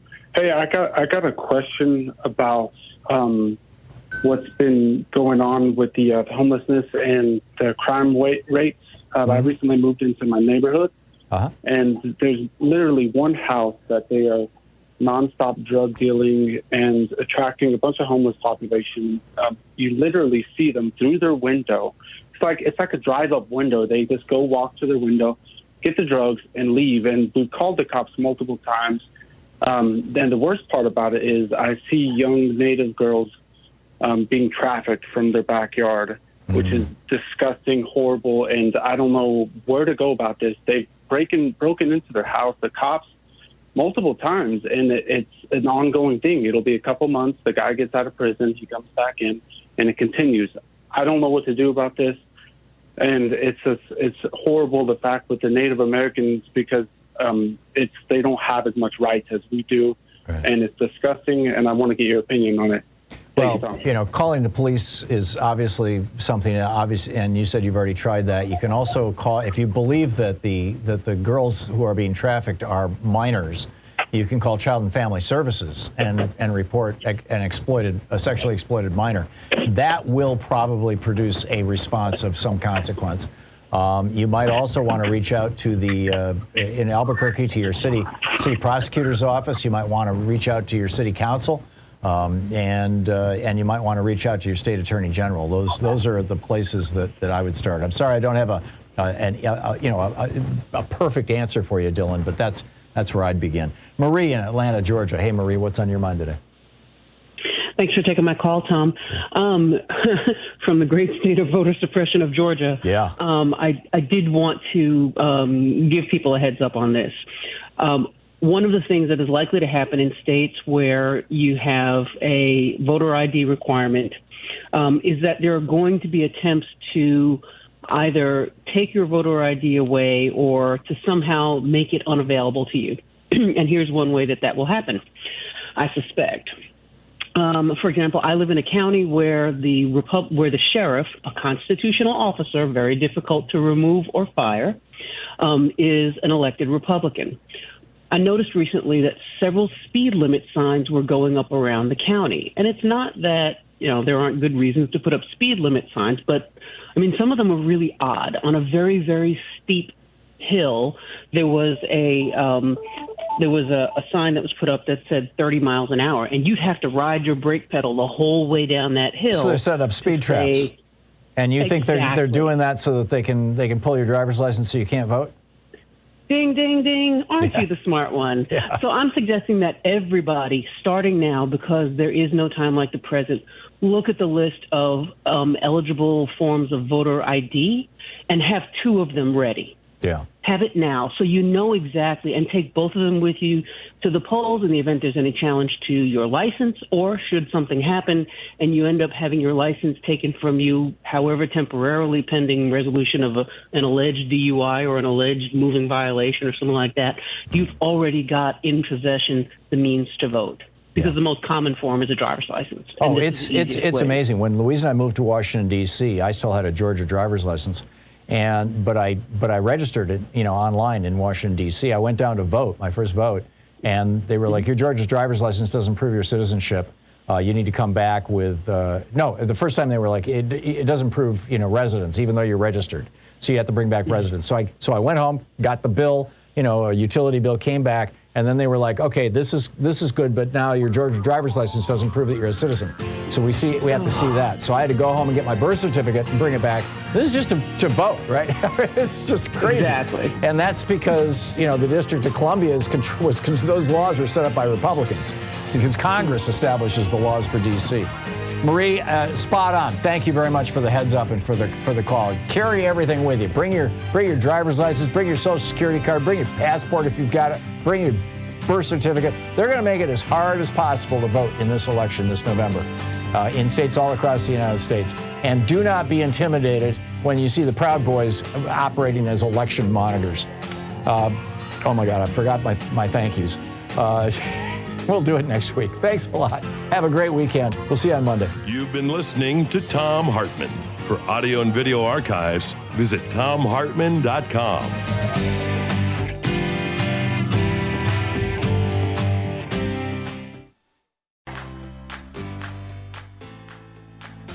These companies support the Thom Hartmann Program. They are HelloFresh, the #1 meal kit delivery service. More info at HelloFresh.com, code TOM. CB Distillery, CBD for sleep and pain relief. More info is available at CBDistillery.com, code TOM. Wild Alaskan Company, 100% sustainable wild-caught seafood delivered right to your door. More info at wildalaskancompany.com/Tom. Cozy Earth, better sleep, better you. More info at cozyearth.com, promo code TOM. Dinovite, a whole food supplement for your pet's immune system. More info at dinovite.com. And ExpressVPN, the VPN that just works. More information at expressvpn.com/Tom.